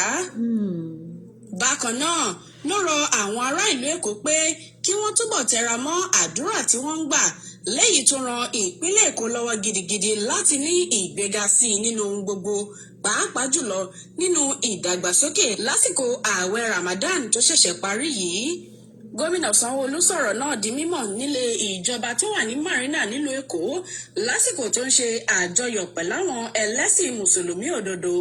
Ó kí àwọn ẹlẹ́sìn mùsùlùmí òdodo fún ti àgbàjá ààwẹ̀ Ramadan tọdún yìí. Bákan náà ló gbà á ládùúrà pé Ọlọ́run ọba Allah máa ṣe ohun gbogbo tí kálukú wọn ń fẹ́ fún wọn. Ó ní bẹ̀rẹ̀ láti oṣù karùn-ún ọdún yìí àwọn tó ń lọ ṣe àjì á máa bẹ̀rẹ̀ sí í lọ. Màá rọ̀ yín pé bára yín kò bá yá ẹ má lọ fún àjì tọdún yìí rárá. Bẹ́ ẹ bá mọ̀ pé ara yín kò yá ẹ má lọ ṣe àjì tọdún yìí. Ẹ dúró nílẹ̀ yìí láti gbàdúrà sí Ọlọ́run ọba Allah. Mo gbàdúrà pé Ọlọ́run ọba Allah wà pẹ̀lú yín yóò sì fún yín ní ìfọ̀kànbalẹ̀ àti àlàáfíà. Ojú wa máa rí ọdún sí i. Mo dúpẹ́ gidi lọ́wọ́. Kí ni wọ́n ń kó síta gan tó lọ ń sí àjì tán máa owó tí ò tí tó Nàìjíríà wọ́n á kó àwọn aṣẹ́wó náà ló ń lọ sí àjì this time around ṣá.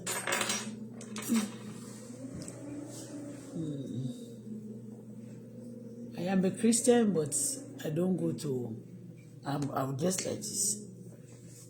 In fact ẹni bá fún mi lówó sí mi ì ṣe ògùn ṣá àti àwọn tó ń àwọn kí lorúkọ ẹ̀. Anyway, bye for now.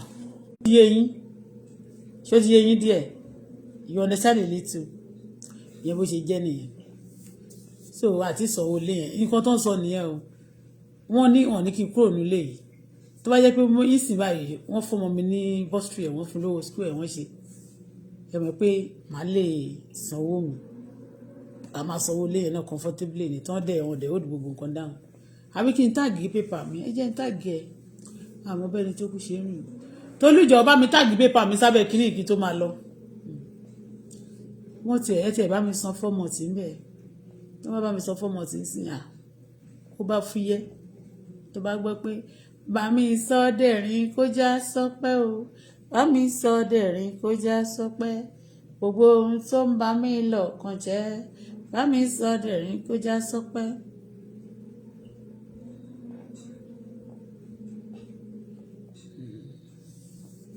ẹ má gbàgbé o Christian ni mí o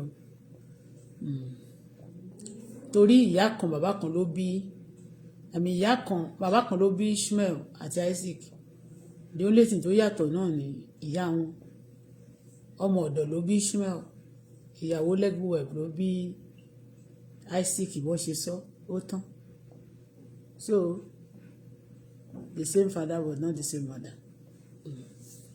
Ọlọ́run ò dẹ̀ pé méjì ṣùgbọ́n ẹni tó bá ti ń sin èṣù àti tó ń fi èèyàn ṣe ètùtù ìyẹn ò dá o ìyẹn bó ṣe jẹ́ ẹni bá ń fi èèyàn ṣe ètùtù tó ń ṣe ètùtù ayé they are all criminal okay so àwọn tó bá ń fi èèyàn ṣe ètùtù tó máa ń pè èèyàn ṣe ètùtù yẹn wọ́n tẹ̀ ní wọ́n pọ̀ dáadáa ní Lagos State wọ́n ní àwọn tó ń fi èèyàn ṣe ètùtù wọ́n pọ̀ gan dáadáa ní Lagos State wọ́n pọ̀ gan Lagos State náà ṣùgbọ́n ní Ogun State yẹn ó dà pé wọ́n ti ń kọ̀ọ̀pù wọn díẹ̀díẹ̀ but ti Lagos State náà wọ́n pọ̀ ṣàwọn náà pọ̀ ṣẹ́ṣàrì gbogbo àwọn tó ń gbé ní Ogun State tán ní ó ń bẹ orí ń jọ yẹn wọn ò sọ yẹn mọ́ sí wọn ò sọ jungle justice àbí tó náà ṣe justice anyway ṣá kò sí ní tó kàn mí pẹ̀lú yẹn tèmi tó mi lẹ́rù ẹ̀ má dìkun ó ti yẹ yín wọ́n tí wọ́n bá trouble mi má trouble yín o.